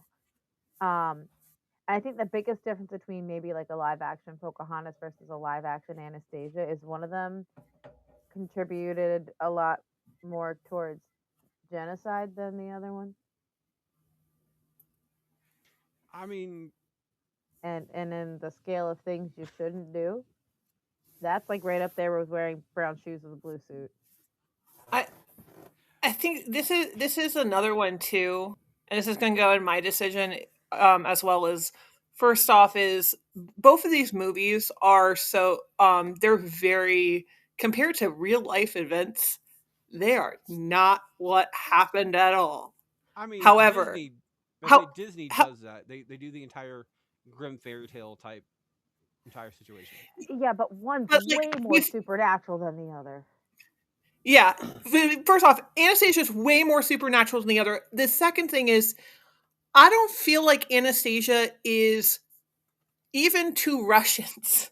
I don't feel like Anastasia is offensive to a certain group where Pocahontas could definitely be seen that way with and there are like things where I would love to like them to find a way to do this movie and to like kind of have the conversation that this movie does and kind of like semi successfully semi not with the whole two different perspectives and kind of not viewing a people who are different viewing a people different than you as lesser or as evil and stuff and I feel like it's a good message. However, Alan Menken himself said it that he loved the music. He would not condone them remaking it. He would outright, if they wanted to remake it, he would outright saying, "You're not using my music." Yeah, there's a reason it's not a Broadway musical, but literally everything else from that time frame is. Yeah, and it just it's a good movie. It's an inaccurate movie. It's also it needs to stay in the 90s. Yeah, I think if you changed everybody's names and made it a fully fictional story, you could maybe sort of get away with it with some context and changes. But even then, of the two, Police Academy is weirdly the less offensive. Yeah. So here's my thing. Okay, let's not do a live action Pocahontas. Live action Pocahontas 2. Pocahontas 2 is still also very there's issues there because Yes. the guy who is the love interest they bring in Pocahontas 2 John is Wells. her real life husband, and also she died Yeah. very, very shortly after marrying him. And her treatment in England was not great. Exactly, No. but the thing is, this leads to this goes back to historical accuracy. You know what happens? She gets back to her island home, and then you know what? She dies. But they never cover that part because that would be Pocahontas 3. You know, we have potential for sequels, honey. I'm gonna go get some alcohol. I did eventually get the non-rancid Irish cream going, which is why I'm now drinking this. I grabbed Kerrygold. I should have grabbed Bailey's from the jump. My bad. I will say Pocahontas 2, she does have a pretty baller dress in that I would love to see in real life, and can by Googling fashion plates of the time. I don't know that we need to remake that in person. So Never. I'm going to safely assume that Nancy, after that rant, is going to go with Police Academy for the lesser of two evils. Audience in a 20 vote difference is going to go for Police Academy. You going Police? As far as Pocahontas goes, like, I think, of course, this is coming from a white guy in the Midwest that lives in America that knows the history but decides to just doesn't care. I think Pocahontas is a lot less offensive than people put it out to be. And I think a lot of people just want a reason to bitch. Which they don't need a reason to bitch. There's a whole bunch of other reasons out there to bitch. I think you could do a live action Pocahontas, but I think you would have to openly admit at the beginning of the movie with the like a Star Wars type scroll type thing or whatever you wanted to do, or a placard, like a little note saying it's like, hey, this is not historical accurate or something along those lines. This is blah blah blah blah. This is a type thing. You would have to do something like that just to get enough people off your ass that it would still be offensive to those people, but at least you have the other side. It's like, hey, they at least fucking apologized. So I would like to see it. I would. But on the flip side of that, Police Academy, I want to fucking see a remake of this. Like, this is the type of humor I absolutely love. Down Periscope, which we talked about before. I wasn't voting, but Down Periscope, I love that type of humor. That humor is absolutely fantastic to me because it's offensive to everybody. And if you offend everybody, you don't offend anybody. Because we're all on the same fucking level at that point, and it's great. So I'm going to go with Police Academy off of this one. David, Police Academy or Pocahontas? Freddie, can I give you a theory? Go ahead. Oh, no. So, what if we take Pocahontas and we bring her into the next season of Bridgerton? You know, we're trying to go for a more ethically diverse, Not cast enough alcohol. for Bridgerton. Why not bring Pocahontas in as like a B plot? Just try to make this a little more original. They already did something. Haven't they already been changing the races on people in that show? My Yes. wife was talking about that, but there's a like an Asian girl or a Indian girl or something like that wasn't. Nearly all of the love interests they've changed the races, and one of the love interests they changed the genders. So, and again, I don't know anything about Bridgerton. I really don't. Or Downton Abbey. I don't know anything about that either. Downton, not downtown. That's what I said. It's downtown. That's what I said. It's not downtown. Well, go to the downtown Abbey. Downtown Abigail. It's 3-1. We win. It's by Casey's, but I don't go there. I don't think you guys talk like that in Iowa, but I have no other context. I don't have an accent. Okay, we You we do a know little this. bit. I I don't just have an accent, I don't have an okay? accent. I just mispronounce words. I just can't pronounce the word pinochle. How? I call it peen chunkle. Heinous. My name, Heinous. my name's Frederick Freisher, and I approve this message. David, we gotta get moving. David, what's your vote? Please Smoke again, on get honest. honest. All right, 4-1. Face another 4-1 in the next round. Nancy starts us off. Nancy, it is either, and I'm actually kind of glad. Uh, I'm kind of glad David's not starting this off. It is either Never Ending Story or The Dark Tower. So I have a funny story about Never Ending Story with David because like he was like talking about the movies he hadn't seen and he put like Never Ending Story on the list of movies he haven't seen. I'm like, dude, you have seen it. He's like, no, I haven't. I'm like, dude, you literally were on the couch with me watching the movie. I remember your commentary. And he's like, oh, I don't remember it. That was a choice, by the way. You choose to remember to not remember Never Ending Story. It's a talent. It is. It's a talent, and it should be cultured. Like you need to culture that, being able to forget movies like that, especially that movie. That movie needs to be forgotten. Yeah, yeah, that's how I feel too. And I just like remember him like on the couch like yelling at it, and then now he's like, nope, I don't remember a thing. And I'm like going over things about the movie. He's like, yeah, I don't remember it, Nancy. I'm like, you were literally on the couch with me, and we were both sober, like watching this movie because I think I was like 8 months pregnant. Like, well, that Um, narrows it down. but no, so I'm gonna go with Dark Crystal. Dark Uh, Tower. I oh wait a minute, which one it is? Dark Tower. Oh, Dark Tower. Oh, never mind.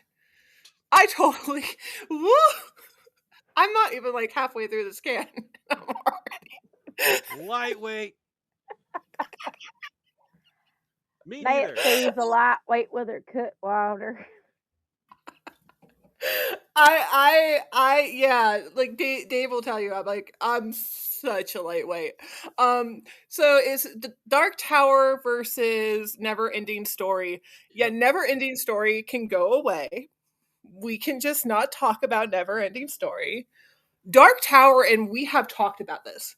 Dark Tower needs to be remade. Actually, fun fact, Dark Tower is being remade as a TV show by Mike Flanagan. So I know this a bit too because much. Lower your volume a little bit. so Mike Flanagan, who he is behind The Haunting of Bly Manor, he's behind The Fall of the House of Usher, Black Mass, all on Netflix. He is going to. He also did. He's doing the Carrie remake that's coming out soon, and he also did the Life of Chuck movie that with Tom Hiddleston that came out last year. He is going to be doing Dark Tower as a TV show. He so yeah, I'm gonna go with Dark Tower.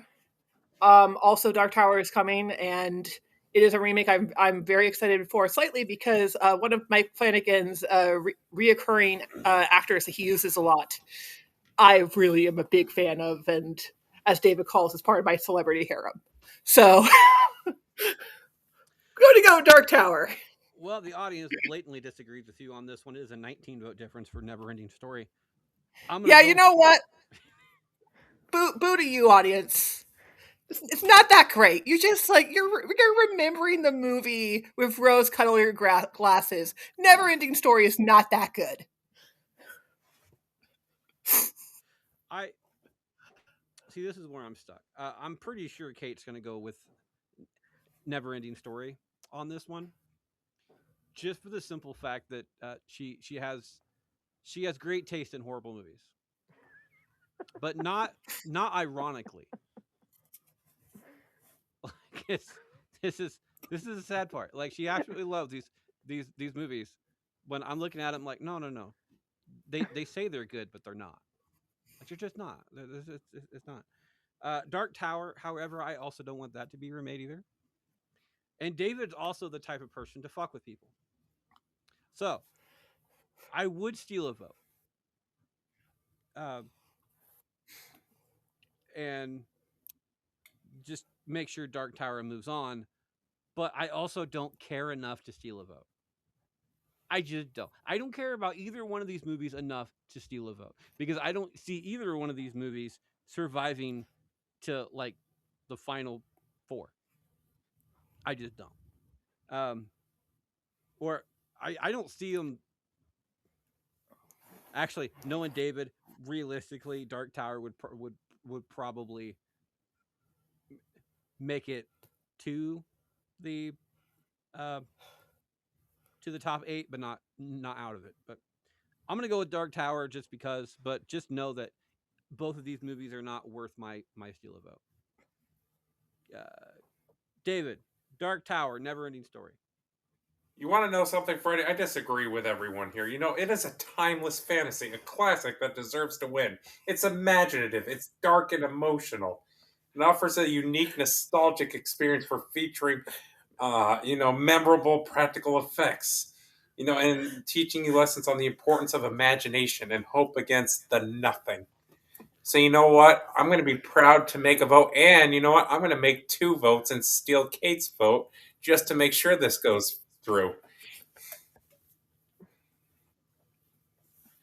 Today's sponsor is ChatGPT. Actually, no, Google Gemini. Google Gemini Okay, for when you don't know how to use ChatGPT. So you're stealing a vote, right? Sure. What are you voting for? I think you know what I'm voting for. Don't. I don't think anybody actually knows who you're voting for. Oh, You've never-ending never story. mentioned it. Okay. You were reading off a script, but you never mentioned the fucking movie. I'm like, you said it was dark. It was blah blah blah. I'm like, well, there's Dark Tower, and then you're like, but you're stealing the vote. Why fucking steal a vote when there's already 2 votes? I don't know what the fuck he's talking about. Google Gemini doesn't offer, a very accurate, script to read off of.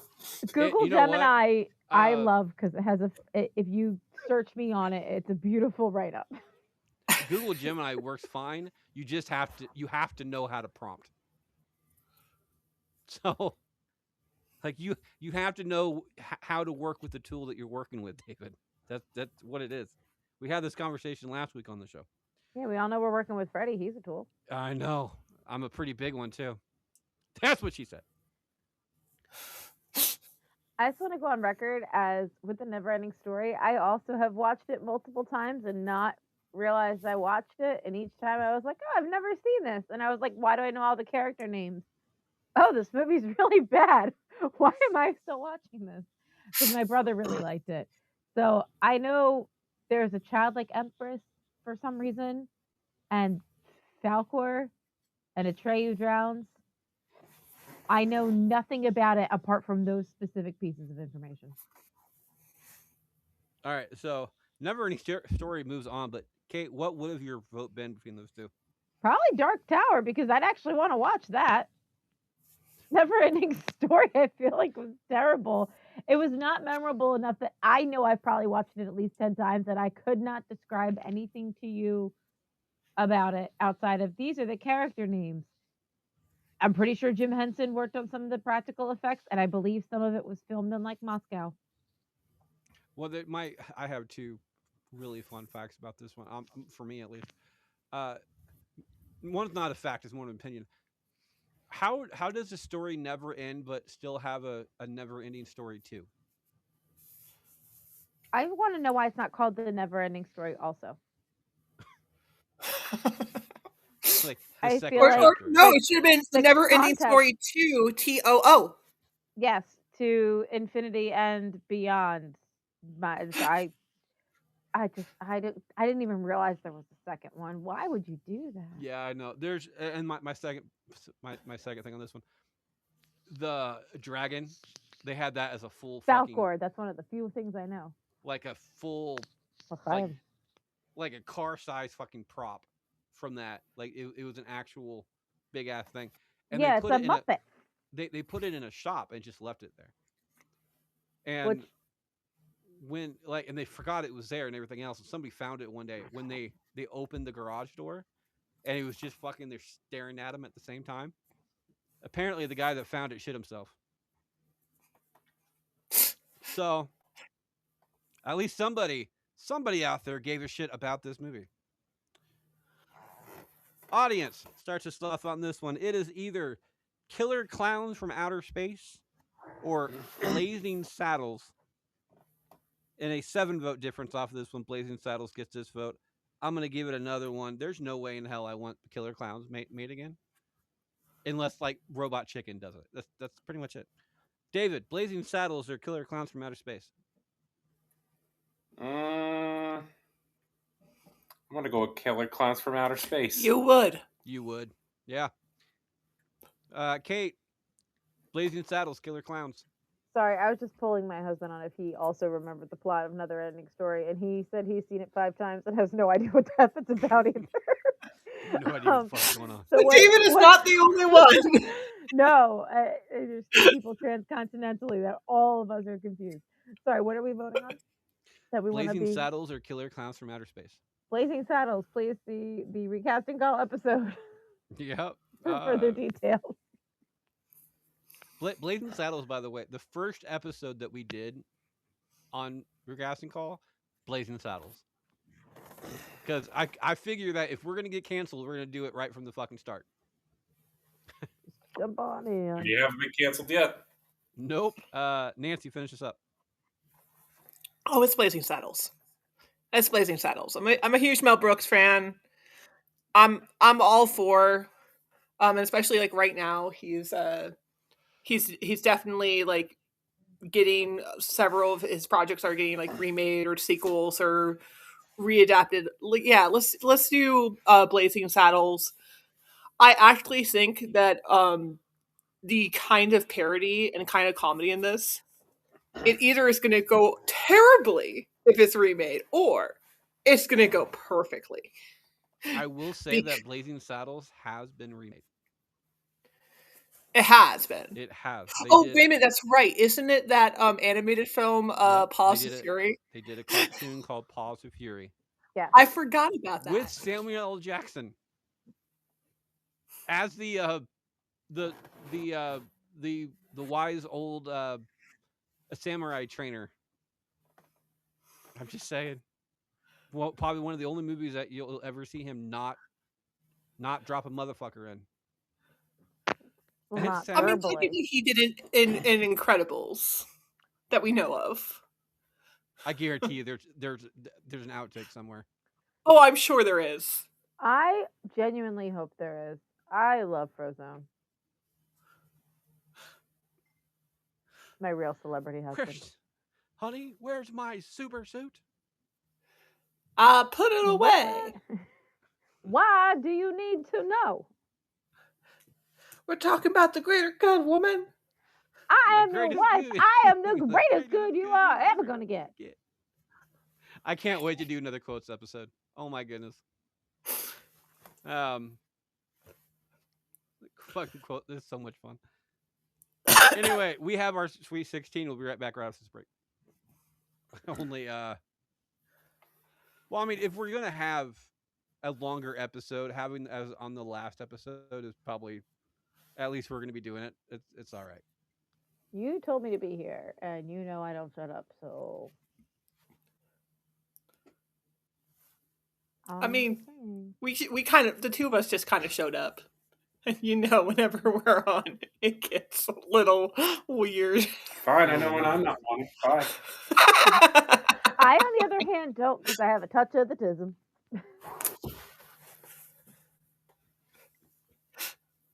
On this show,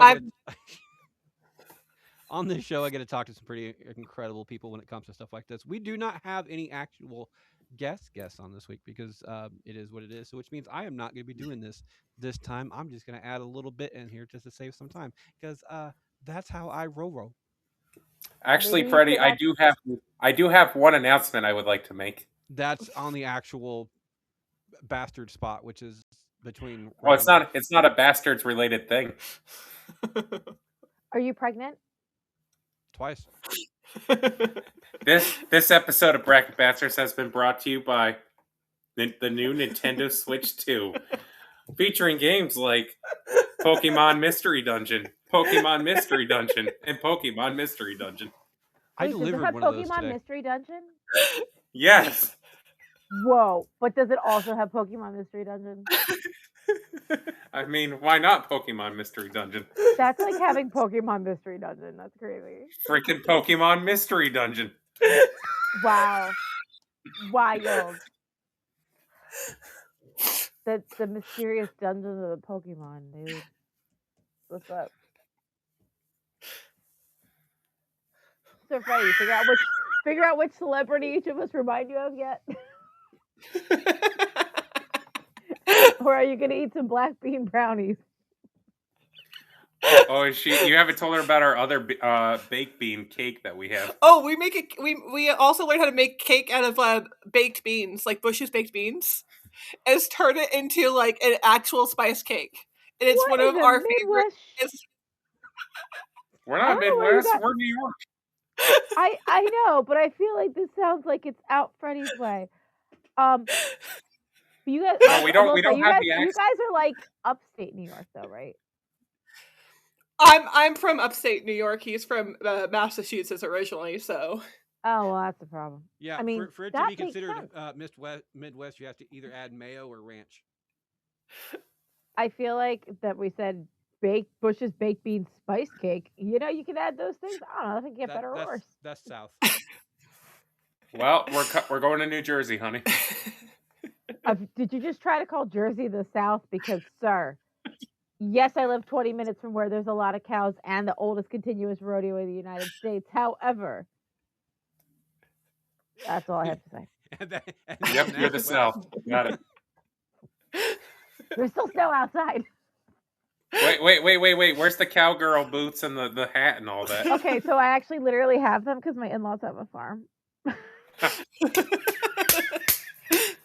They're upstairs.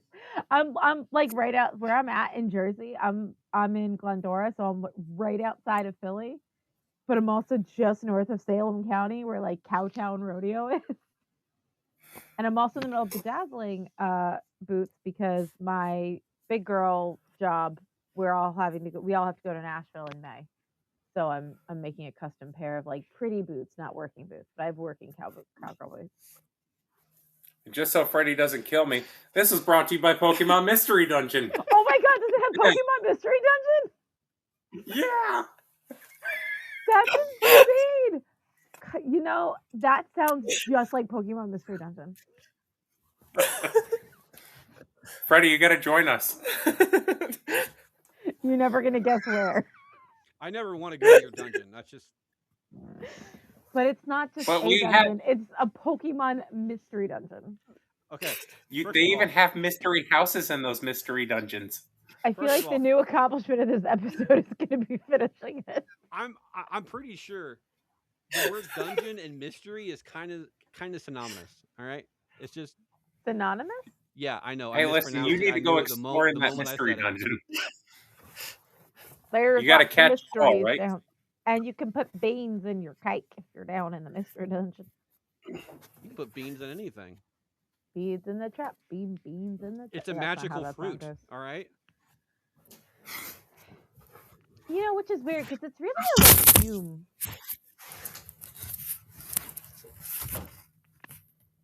What? What do you do? Drop the mic? No, Or- the laptop. I caught it. Mike. You catch it before it fell into the Pokemon Mystery Dungeon? Hey, you know what? Sometimes we all just got to go cave exploration a little bit. Dude, All I right. love caving. I go out to Pennsylvania for caving. Welcome back for round 2. It looks like I get to start this one off. It is either the Rocketeer or Spawn. I don't care about either one of these movies.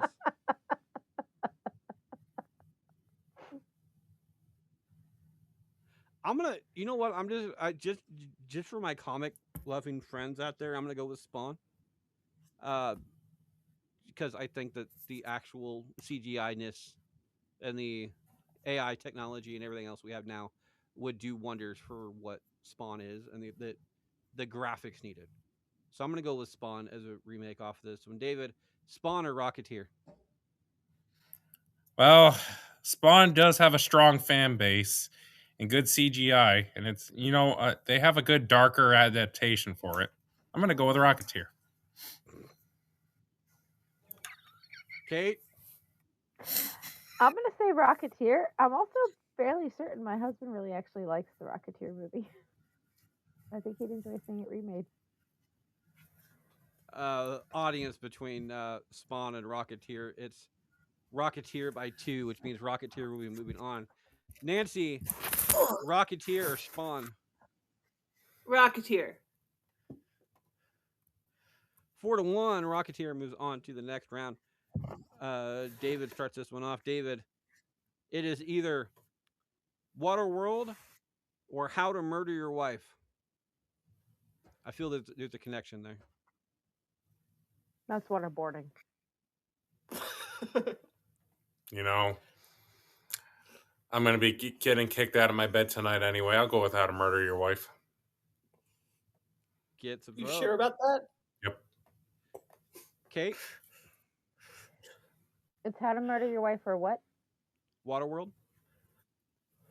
I'd rather see someone redo Waterworld than How to Murder Your Wife. I like of the two movies, I'd rather leave How to Murder Your Wife how it is, and Waterworld.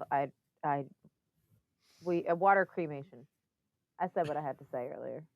You know how I feel. All right. If you I remake haven't seen- Waterworld, you're just gonna you're still gonna have crap.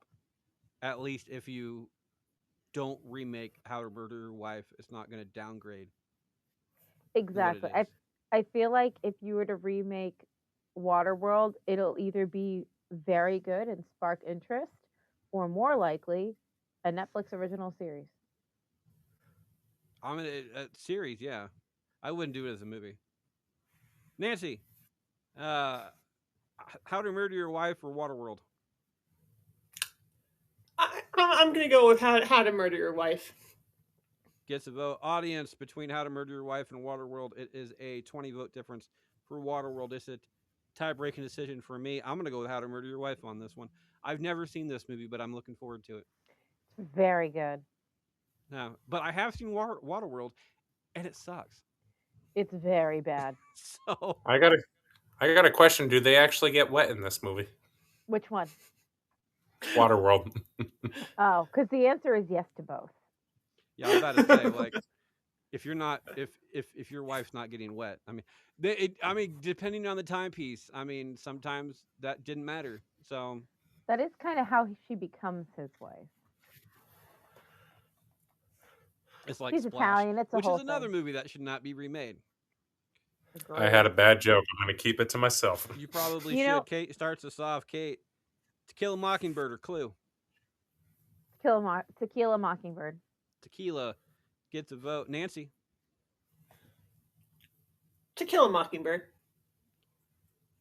gets another one. Audience between this one, it is a 5 vote difference for Tequila. I'm gonna go for Tequila. I do like Clue, but I think To Kill a Mockingbird. Uh, Remaking a comedy is hard to do because you're judging comedians more than you are actually judging the movie itself.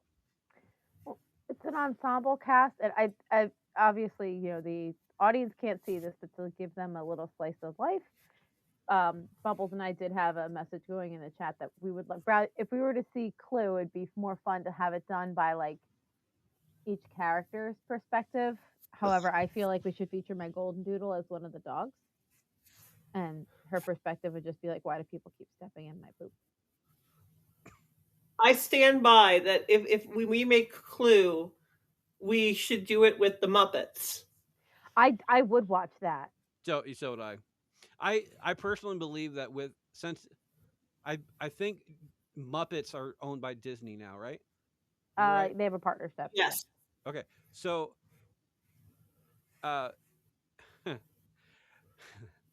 I have a theory. Oh my god, it's a parrot, Freddy. A Fredwood theory. I will never do that again. That actually kind of hurt my voice. That was fabulous. I think you should do it more. No. But no, and it's not even a theory. It's a kind of a show idea. I would love it how I would love to take. You know how Wishbone, like Yeah. the show Wishbone, took old movies and just kind of old books, and recreated them via the dog perspective and everything else on that one. Yeah. I would like anything that Disney owns to be free game, to be remade as like a half-hour special, or a half hour to like an hour special of just Muppets in general. They kind of So- did that with Haunted Mansion, and I loved it. Yeah.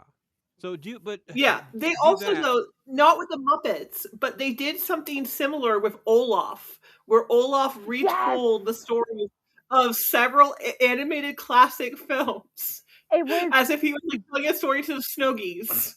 yes, and it was because he was it was like a play on the fact that in Frozen 2, he's reiterating everything the events that happened in Frozen 1 to bring people up to speed, and then he's just going? I would yes, it was like the Little Mermaid, his version of Moana, by far my favorite.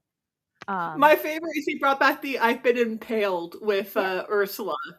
Yes, where he's like, I've been it's like Ursula, like, "Oh, I've been impaled." now my Freddie, father's an emaciated shrimp. Freddie, I need to ask you for a very awkward favor. I'm not doing that voice again. I was gonna get sexual. No, not voice.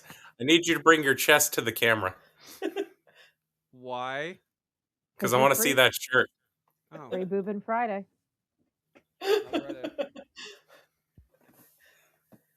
It says Booey instead of Bluey. It's cute. Booey. I love that. Is that My a wife. ghost next to Bluey? It's weird because it's like a people-shaped ghost, Yeah, not like a no, dog. they're like little dogs, like little ghost dogs. Oh It's- shit, that's awesome. I mean, they're shaped the same way as like the ghost would, but they have the little dog noses and stuff. I know. I wear creative stuff on this show. Can you do the voice again? No, that was purely fucking random. Fuck you, Freddie. I'm glad we got it on audio at least, because at least now we have the clip. I do need. Okay, tell you what. I will make you a deal because I can't get the audio from your goat on from your thing. So, and I do want to use that. I want to see if I can use that as like a notification. Do you want me to Oh just my- send you the file? No, I want you to do your impression of the goat here, and I will try to do the entire Angus thing again. Funny enough, that wasn't me though. I knew it. People claiming it was, and I'm sitting there going, "It's like, no, it's not him." I've Who never was seen it. claiming that I was doing that? What did it say David's before not it? a goat. What were you all having like a separate bastards? No, I like think Facebook conversation saying, "Oh, David knows how to make goat noises." I think it was said Wasn't it- something before that. I'm not going to I get just into posted it. it last night. It wasn't I'm that not you knew gonna how to get- make goat noises. Either way, I'm not going to get into it. David, May have been that you know how to make the goat make noises. David, is it To Kill a Mockingbird a clue?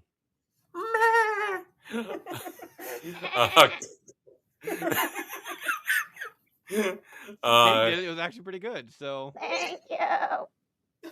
okay, the first one was. Sorry, I was a dolphin for a minute. So long. Uh, Thank you for the fish. Clue and what was the other one? To Kill a Mockingbird. Clue. 4-1. Kill a Mockingbird moves on.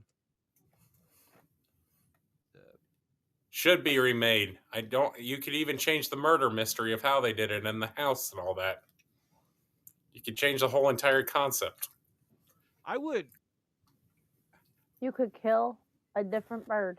I mean, there's so many different types of Clue board games out there. Why can't you change up the storyline for it? Did I you know would love Clue to is called see, Cluedo in Australia? like, I In would in love to UK. see them do a version of it for traders. Like the show traders have a couple of people off of that show try to just do a random skit from the movie since they're already in a castle anyway. Oh, the one starring Ooh. Harvey. Yeah. Why not do a Rocky Horror Picture themed one too? Kill Mockingbird moves on to the next round. Kate starts us. Nancy starts us off. I forgot to put Mark down. Nancy starts us off. It is either down Periscope or Speed. It's down Periscope or Speed. Speed. Yep. I guess I'm going with Speed. Gets a vote. Audience between down Periscope and Speed. It is it's a tie. So it goes to David's thing. My And thing. That's inappropriate. David originally passed a parcel. And in a one spot difference, it's going to go to Speed. Speed gets another vote. I'm going to give it to down Periscope. Kate, I'm going to owe you a favor on this because I'm going to steal David's vote. Yeah, I'm going to steal David's vote, and I'm going to go for down Periscope on this one. Hopefully, I will owe you a vote sometime through the rest of this game, rest of the show. Okay. So it is a tie-breaking decision. David, I'm stealing your vote. We're gonna go for down Periscope. Kate, down Periscope or Speed? I was gonna go with down Periscope anyway. I knew you were. I knew it. Just to be a dick. I'm gonna go with Sped because it's the second coming, so it's going faster. So you're gonna go with Speed on that one? Sped. I was gonna give you a vote. Damn it. Bitch, Speed. I sped what I sped. Speed moves on 3-2 to the next round. I would again down Periscope. I really considering such an ensemble cast. You wasted your steal a vote though. I know I did. I just chose to pick chaos. You can't see it, but I'm very sinisterly. You should have known I wouldn't have doubled up on myself. Yeah, probably. That's what they Audience said. starts us off. It is either 1984 or Breakfast Club. It is Breakfast Club in a 3-vote difference. Gets a vote off of that one. I agree with that. I'm gonna go for Breakfast Club off of this one. I don't think 1984 should be remade at this current time. If you want to make it, 50 years would be 2034. I think. Yeah, 2034. So if you want to make it then as redo it as like a 50th anniversary type thing of the year, I think that would be okay, but like not right now. Breakfast Club gets my vote off of this one. David, Breakfast Club in 1984. I know where this is gonna go. I don't want the sweep. I'll go 1984. Kate. 1984 for the reasons that stated previously. Nancy is tie-breaking decision. I stand by what I said about 1984.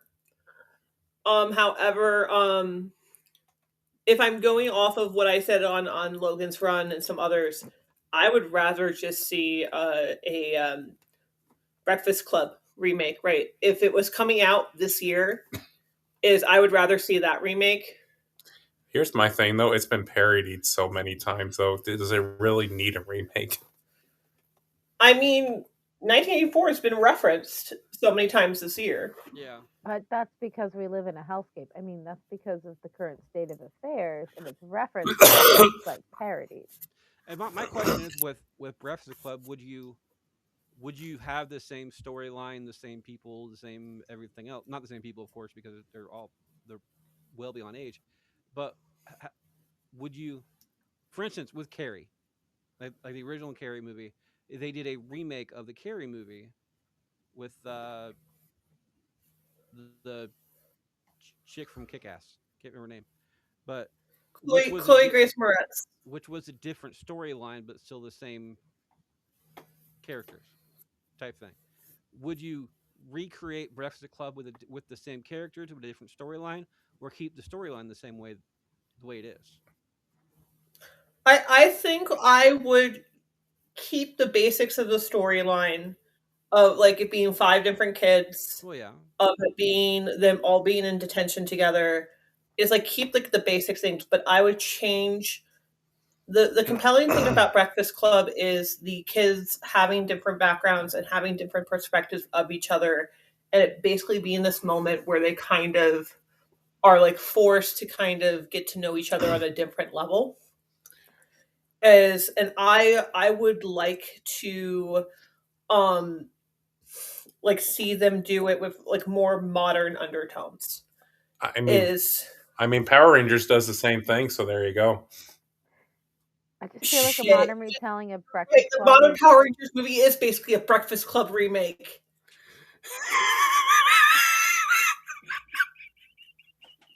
I also feel like if you were to redo the Breakfast Club in modern day, it would just be all of them sitting on their phones, and then that's the whole No, movie. because there's a lot of I don't need an there's a lot Angus of theory schools for now breakfast. that are banning cell phones. Yeah, but you know somebody, Claire's going to be like an influencer, and if I have to sit there watching somebody do a freaking TikTok dance on a Well, big that's screen that I have no. paid to go Actually, watch. to be honest, that'd be kind of cool because if you're a quote unquote influencer, but you don't have your phone on you, well, But you're gonna have to be able to force reality onto that. You know Jumanji what the kind of Breakfast explored Club that, is though. The new for Jumanji. detention? Their phones could be taken away, and then basically you could have the subplot, like the kind of thing that like drives them together. Is they are trying to find a way to To get their find phones. where their phones are to break, like to get their phones, and they have to work together. And they find themselves Like along the they're way each so instead. disparate. Okay, now you're just making a live action Power Rangers Zeo. Anyway, But does it have Nancy, you Pokemon are Mystery tiebreaker. Dungeon? What's your vote? No, because it doesn't have a clitter. I mean, a mystery dungeon in it. Just because it's a mystery to you, David. Poor Nancy. Some days it is. I mean, you only have one kid, Dave. So yeah, I would second that. Yikes. I mean, that doesn't really matter in the grand scheme of things, but I fought so hard, but not so far. In the end, it doesn't even matter. Nancy, what is your vote between Breakfast Club and 1984? It was Breakfast Club. I used to hate this movie, by the way. Like the entire Breakfast Club movie. Used to fucking hate it. That's why you should have watched Pokemon, Freddy. I still hate Pokemon. You know, too. they have a mystery dungeon. I hear. I shot this one off. It is either Anastasia or Police Academy. To be perfectly honest, I'm gonna go with Anastasia on this one because I think this would be one movie that would be hard for Disney to fuck up. You'd be surprised. Not that they wouldn't try. No, yeah, they try. I mean, they try, but I think no, because I don't think a lot of people, I know we would, but I know a lot of people out there wouldn't go in with such high hopes type stuff because it's not an original Disney movie. No, it's the It's Fox a Disney, original movie. It's a Fox movie that Disney now owns, and everybody originally thought it was a Disney movie because it came out around the same time. Well, Don Bluth, who did the movie, was originally a Disney animator, and he did the treatment for it when he worked And for a lot of Disney. the animators at Fox Animation were Disney animators that Don Bluth stole from Disney Animation. He didn't steal. They followed him because Disney was treating them like trash, and then they saw that they were doing so much better elsewhere. So, and I do like Police Academy. I think it's a good movie. I think it would do well today, as well. I could probably name a couple people that would do well in different spots. But out of both of these, possibles, I'm gonna go with Anastasia off of this one because I think I want to see that actually more than anything else. David, Anastasia or Police Academy? Anastasia. You got to have that, and I want to see the supernatural stuff happen with it. And you know what? We can bring what's his face back, Christopher Lloyd. Can we have Nicolas Cage be Rasputin? I mean, I probably wouldn't remember the Anastasia remake then, unfortunately. The really Which I funny like part of the really funny part about that is Kate doesn't know if I'm being serious or not. No, I could. I first off would think it would be hilarious, but instead of him screaming bees, You know what I just remembered? There's an actual Pokemon Mystery Dungeon movie. I should have Freddy come on with me for that one. No. I would be blasting the movie. No, is granted, I it did the starring same Nicolas thing. Cage? I did blast. I tore down completely. Grandma got run over by a reindeer when I was on that show too. Like, So then why not? That was I'm gonna make you. I want to make you review that for your thing. Then if you won't come on our show. Don't worry, Freddie. You couldn't have possibly. I don't think you were as bad towards Grandma got ran over by a reindeer as Jeremy was towards Burlesque on episode 2. Tell you like what, Jeremy went on a tirade at the end, which we Sydney- actually cut out a couple of his things in his tirade. Send me where. I already where did. To find. I already did. Like the information. Already Okay. did. I will see if I have them. If I have it on any in the apps that I have. It's on YouTube. Oh fuck! I can't stand watching movies on. You on know YouTube. what, Freddie? I'm going to suggest a movie, a palate cleanser, because I think I mentioned this movie multiple times on this show. You should watch Stardust. Oh, that's such a good Stardust movie. is actually really good. It's such a good movie. I love that movie. I adore that movie. There are not a whole lot of movies or things out there that feature cross-dressing pirates outside of Freddy's cameo on your show, but that one of my favorites. Was I a cross-dressing pirate? I don't remember. Tune in to find out. That's yeah. I'll read it in a bit. Anyway, Kate, Police Academy, Anastasia. Oh, Anastasia, I want to see that. Like, I actively want to go watch that now already. Get to vote, Nancy.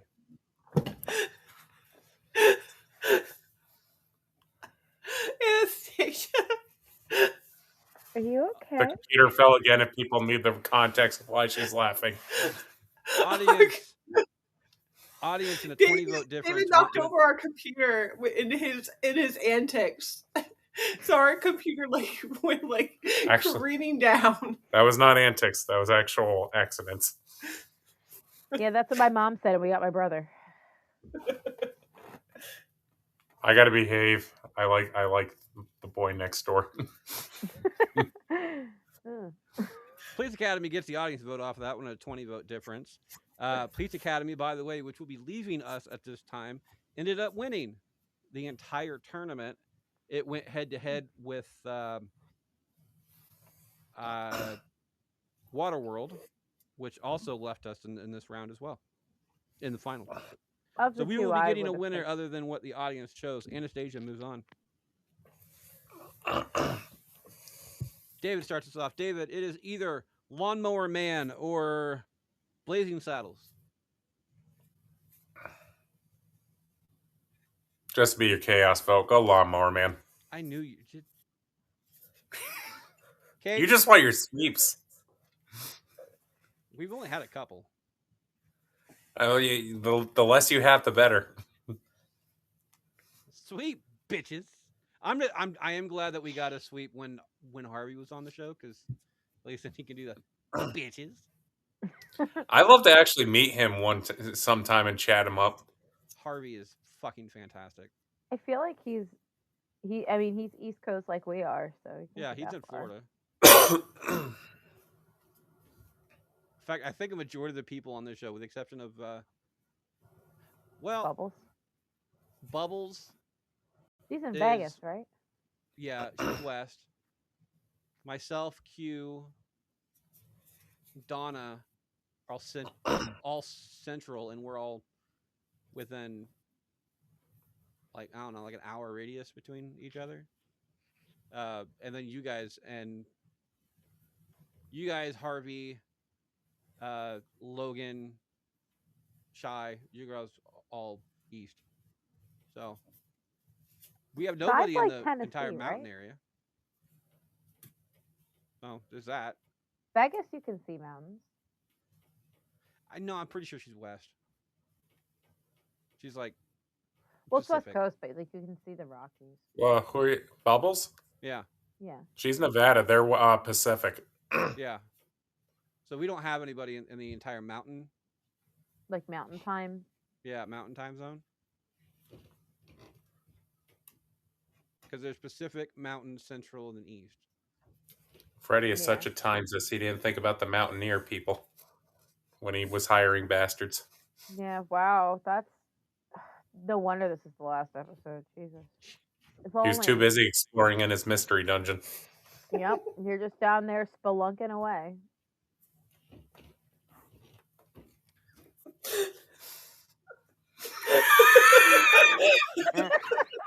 Today's episode is sponsored by KY Jelly. KYW News Radio.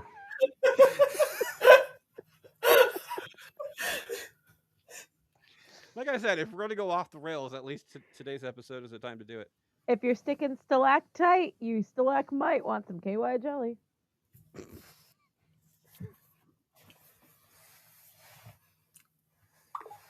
Which should have been stalagmite, damn it. Kate, So Blazing close. Saddles, Lawnmower Man. Oh, Balls of Fury. You mean Paws of Fury. Balls of Fury was a different movie. I said what I said, but also yes. Blazing Saddles. See, Kate doesn't mispronounce things, she just gets it completely wrong. Nancy, Blazing Saddles, Lawnmower Man. Paws of Fury 2.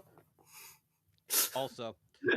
Audience, it is a 7 vote difference off of this one for Blazing Saddles. I'm going to go for Blazing Saddles as well. 4-1. Is that a sweep? Nope. Damn. Because David had to go for the Lawnmower Man. There was a sexual comment in there, but I forgot it. That's why you only have one kid. Yep. Kate starts us off and helps finish out round 2. Kate, is it Never Ending Story or The Last Starfighter? The Last Starfighter, never ending story. We don't need to. No one needs to watch that. That's the end.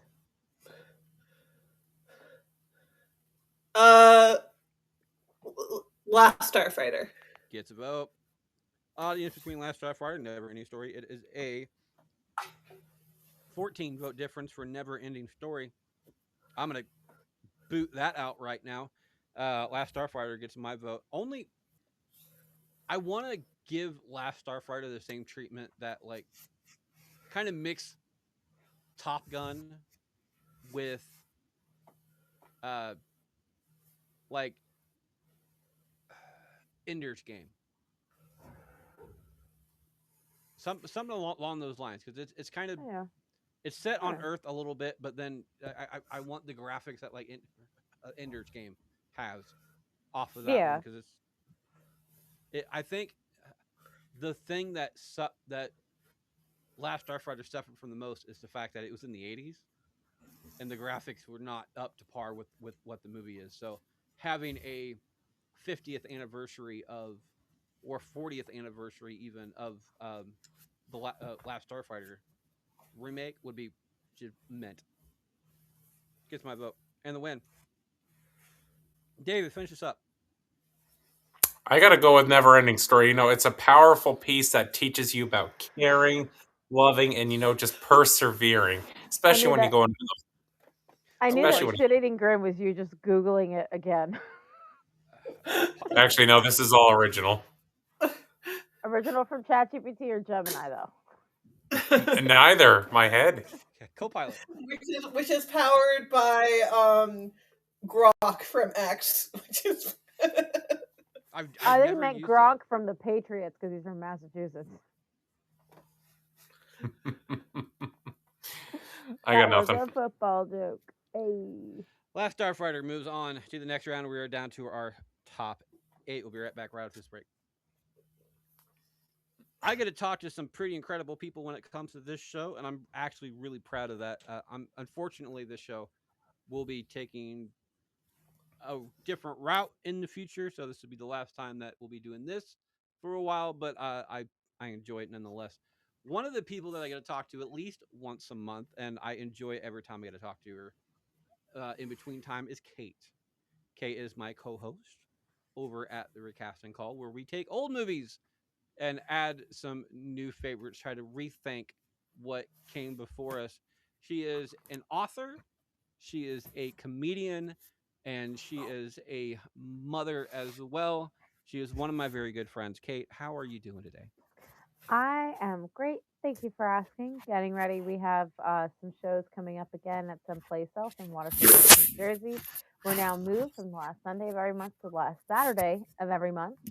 And I've got some more work going on with my next book, another alphabet book. I know I've been talking about it for a while.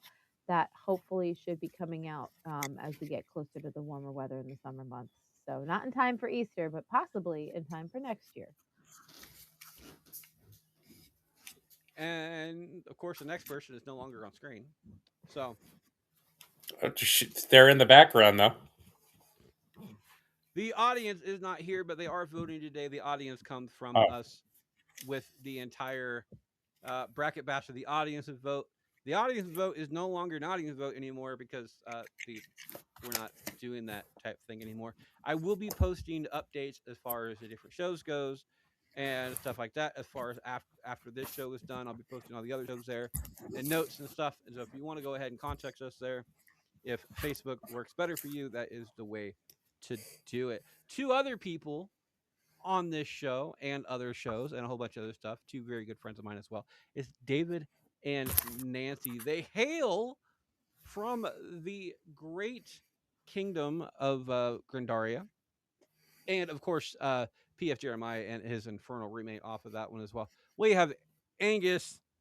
Actually, you know what? Angus is not here today. I'm not going to fucking deal with Angus. We have David and Nancy. How are you doing today there, guys? doing good. Fuck you, Fredwood. Fuck you and your fucking fuckery, you motherfucker. I hope you fucking get your fuckery in your fucking mystery dungeon there, Fredwood.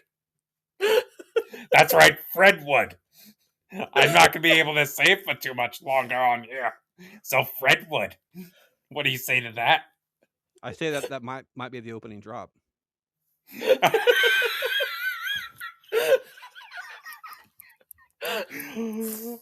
That'd be a good one.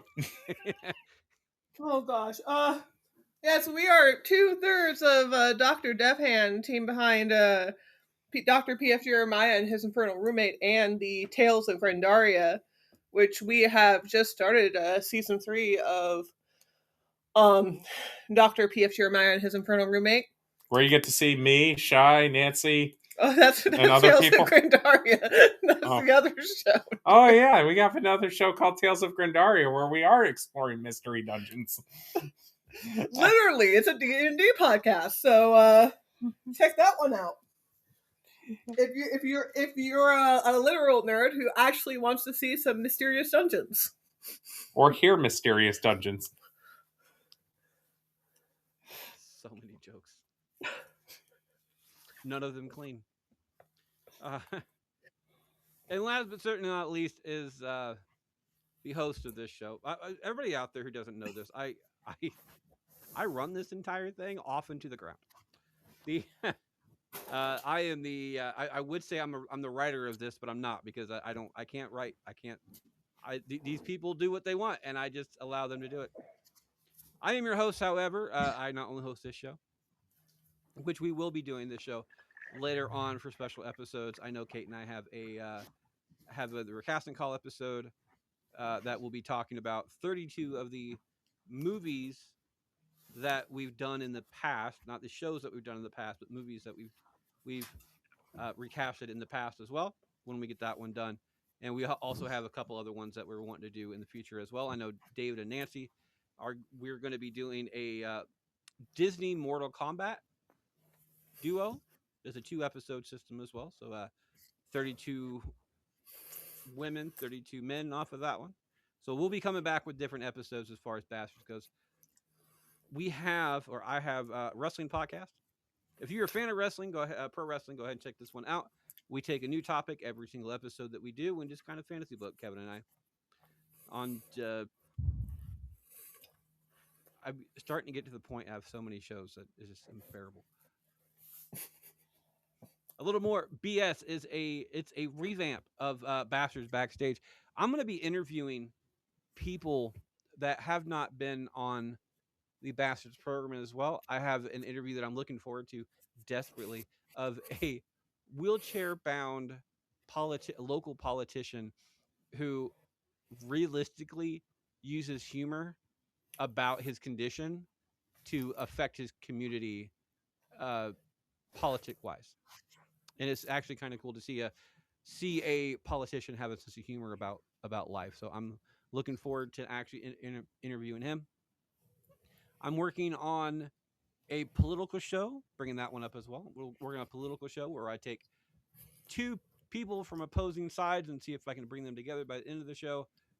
And of course, we're going to be doing our own little spin on Am I the Asshole when we're talking about Am I the Bastard. And of course, we're going to have a whole bunch of more shows on top of that later on. It's just welcome to the revamp of the Bastard Nation. All right. These next 4 matchups is the last time to steal a vote. It's the last time to steal a vote because we don't have Pass the Parcel anymore. So last time to steal a vote on these next 4. And Kate and Nancy are the only 2 to have those. So welcome back for round 3 and beyond. It looks like Kate starts us off on this one. Kate, it is either The Rocketeer or How to Murder Your Wife. Again, of the 2, I'm going to go with the one that I would rather see remade because I think the other one stands alone well as it is. So I'm going to pick The Rocketeer. Gets a vote, Nancy. I'm going to go with The Rocketeer. Gets another one. Audience between Rocketeer and How to Murder Your Wife. It's going to be Rocketeer with an 8-vote difference off of that, which means knocks out How to Murder Your Wife, which is probably a good way How to Murder Your Wife. I'm going to go with Rocketeer as well, just because. David, Rocketeer, How to Murder Your Wife. What do you think, Freddie? It's going to be How to Murder Your Wife. Probably. Do you know why? Do I know why? I think It's gonna there's be- therapy for that. I said, you know why it's going to be How to Murder Your Wife? Because my wife is going to murder me? No. Because I'm telling you to vote for How to Murder Your Wife. That's why. Oh. So what is your vote? How to Murder Your Wife. Is it How to Murder Your Wife? That's your vote? All right. Rocketeer, that also ruins a sweep. So Rocketeer Poor moves on Freddie. forward. So For it's one just to a the next round. dirty Nancy starts us birdie, off. no sweeps. Nancy, To Kill a Mockingbird or Speed? To Kill a Mockingbird. Gets a vote. Audience between Kill a Mockingbird and Speed. It is a 13-vote difference for Kill a Mockingbird as well, up by 2. I agree with that. I think To Kill a Mockingbird has a better set of characters, like actual acting ability and stuff like that. Speed is basically 3 people. So it would be a good action movie. I would love to see. I would love to see like a spoof movie type thing to take on Speed, and then just constantly put in different actors for it, just because I want to see it. But it doesn't hold up to Kill Mockingbird, and To Kill a Mockingbird is a movie that we'll be doing later on. So David, Kill Mockingbird or Speed? I'm gonna blow my load. Okay. Oh! Kate.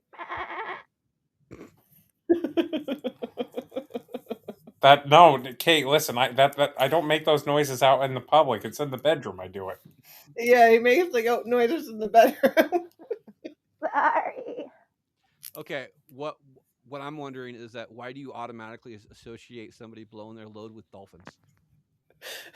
All right. The goat is the dolphin is it's different.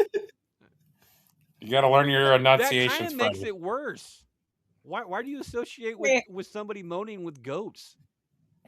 Me or Angus / David? Whoever made that noise. Angus, because I told you in the original D&D campaign that Angus came from, he was Angus the Goat Effer Johnson. Why do you say the efforts? Fucker. Why would the last name Johnson is the bigger question. Shut your fucking We, face, you goat fucker. Because like Johnson kind of implies. There was a whole joke when we announced we were having a boy. It's that like the people in our D&D group go, "Oh, so this is going to be Angus Goat Effer Jr." No, that would just make him a kid. Yeah. I mean, yeah. Oh my god, I'm so funny. Remember, that's a rim shot and not a rim job. Oh, David, what's your vote? Did Katie go? Oh no, you already blew your load. I apologize. Kate, Kill Mockingbird. Speed. I'm gonna with a Margarita Mockingbird. Tequila. Da-da-da-da-da. If you're ever drunk and want to do a like if you're too drunk to sing a song at karaoke, do that one and piss off the entire bar. But the best thing is if you say other alcohols instead. So like da-da-da-da-da-da-da.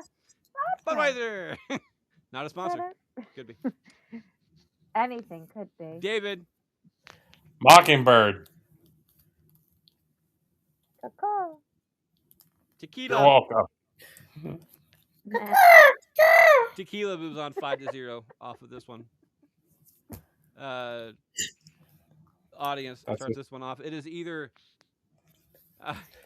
Breakfast Club, which I wrote down fast enough, looks like Blue's Clues. It's basically the same movie. Yeah, I know. Handful of friends just making it work. You know what? Do like Breakfast Club remake with the three guys from Blue's Clues. Oh my god, I would watch that in a heartbeat. And the mailbox would have to be the principal. Because it never fails. Audience between Breakfast Club and Anastasia live action. It is a 9-vote difference where Breakfast Club gets that vote. I'm going to go for Anastasia. David, Anastasia, Breakfast Club. I'm gonna. Do you want to sit on the couch tonight? Yeah, I'm about to say. Kate. This. Anastasia always. Okay. Also, And whatever Nancy, you're finish this doing up. with.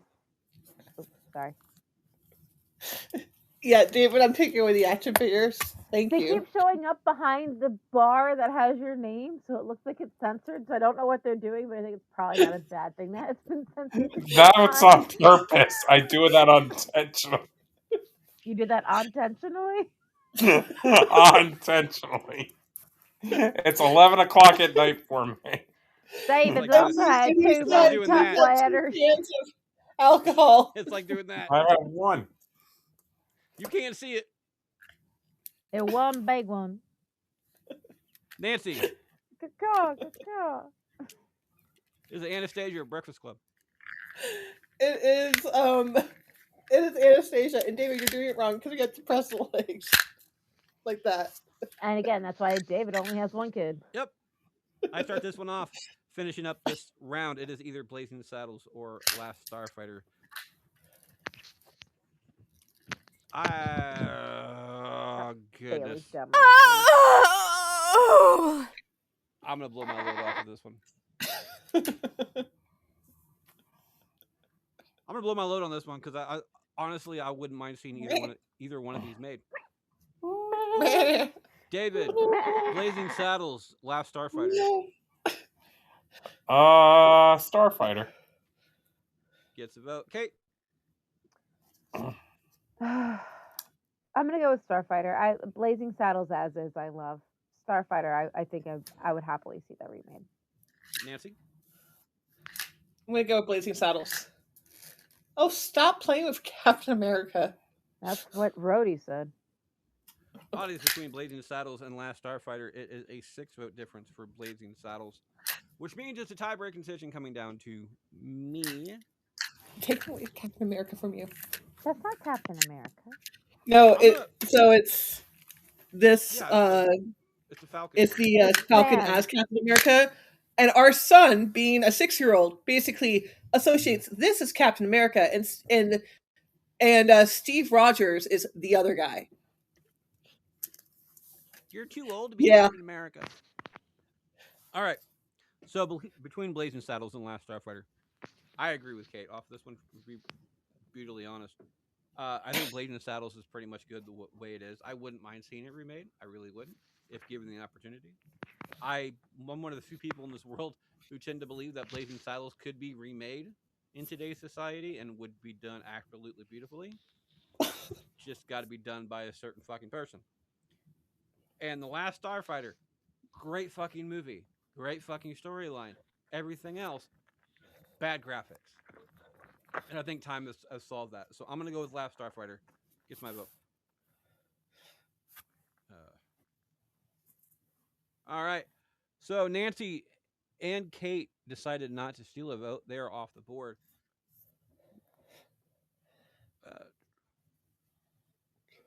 David starts us off. David gets to pick one of these movies to start us off with. It is either Rocketeer, Last Starfighter, Anastasia, or To Kill a Mockingbird. Go Mockingbird. Mockingbird. So it is either, starting us off, it is either To Kill a Mockingbird or Last Starfighter. Mockingbird. Gets a vote. Kate. Mockingbird. Gets another one. Nancy. Mockingbird. Audience between Kill Mockingbird and Last Starfighter, it is a 11-vote difference to Kill a Mockingbird. I am going to steal David's thunder off of this one, and I'm going to go with Last Starfighter, ruining that fucking sweep. Hey, no. You can't steal my thing. That's my thing, Freddie. Get your own thing. You have my this new thing. You got your political thing. You got your AI chat thing. You got your fighting thing. You got your recasting thing. And you gave up this thing. So, no, don't take my, anti-sweep thing. I'm pretty sure that was Bubbles' thing, and you just took it from her. So you took Bubbles' thing. She does this thing too. Yeah. So does Q. Oops. Yeah. In fact, Q not being on a show is the only reason that we have the entire pearl necklace, because he was not on a show one day, and we ended up getting a pearl necklace because he wasn't there. But I'm gonna go with Last Starfighter, and this wasn't because of David. Like, I didn't do it just for him, but I personally think between these two movies, I think both of them would do well with the remake. But between these two movies, I think To Kill a Mockingbird is good as is, where Last Starfighter would be a whole lot better with an actual remake.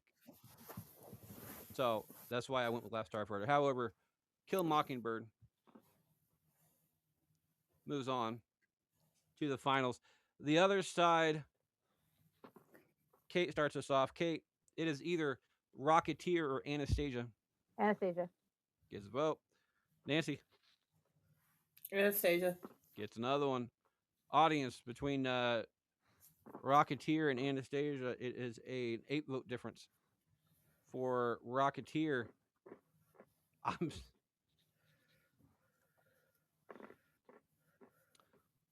I want to see this final. I'm gonna go for Anastasia as well. David, Anastasia, Rocketeer.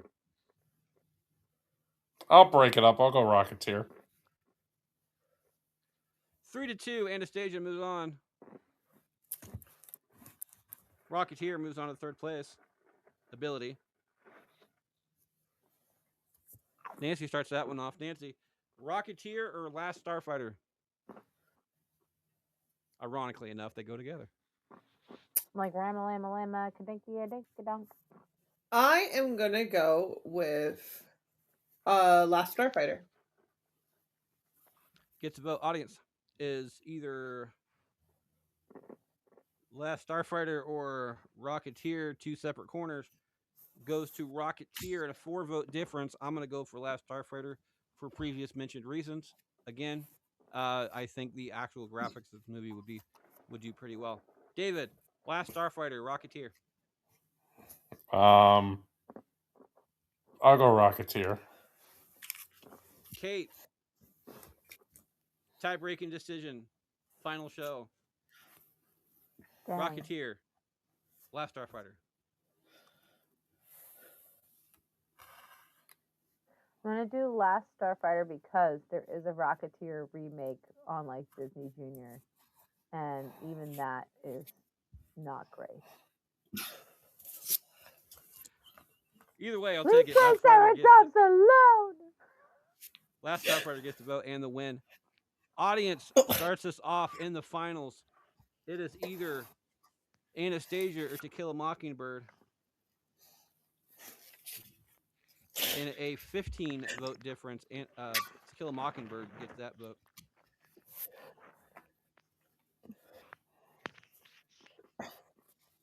I'm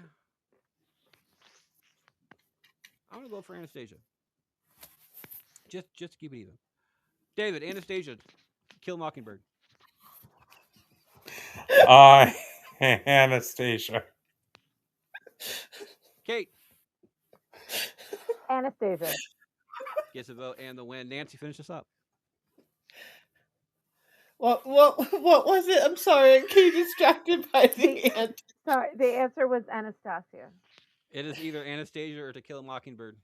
Finals. Anastasia. Anastasia, 4-1.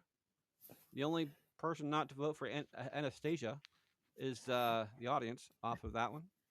Anastasia gets first, Kill Mockingbird second, and then Last Starfighter gets third place. That is our show, the final show, weekly show that we're doing. So I can't even say next week we have. That's what we got. You can find Kate at. Find me at the recasting call every month with my co-host Freddie Fisher, as well as the last Saturday every month at someplace else in Waterford Works, New Jersey, hosting the Don't Call Me Shirley stand-up comedy show. My books, Mommy Needs Coffee, Hot Mess Express, are available online. And otherwise, if you feel like stalking me, you can pay me $300 a month, and I'll tell you where I'll be sometimes if I remember. Also, Freddie, you never finished answering my question earlier. I'm gonna have to look. I'm gonna have to do some research on that one. I will let you know though. That's It's supposed to be gut instinct, but okay. yeah, I know, but I don't really have. I can't even tell you anything off of that. Like just nothing comes up at all. That's what she said. Then Harvey does, but even that one felt kind of racist. Well,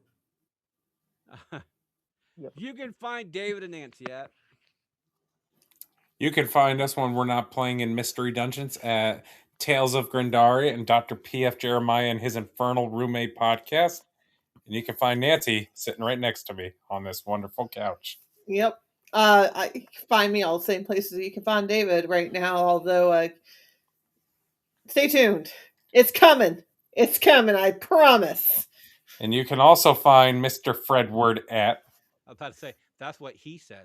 I'm your host, Freddie Fish. You can find me at that on Facebook. While you're on Facebook, check out everything that we have going on as far as show goes. I think a majority of our shows actually have their own pages now. So look up the page and you'll find the most updated information. You can find everything on the actual ABC podcast page, and you'll go ahead and find there's a lot more information there, but it's also all there. So you may not find the specific information that you're actually looking for. On Twitter, I'm at Fisher777. We're all at Bracket Pod on Instagram. As always, you can find me at Can't Lick Me, not one word. I like to leave every single show with a quote. And I wanted to do something special for our last quote for this one, at least for our last weekly quote. So I spent some time to actually look this one up. And this is not. Where's my quote? I can't find my quote. Oh, that sucks.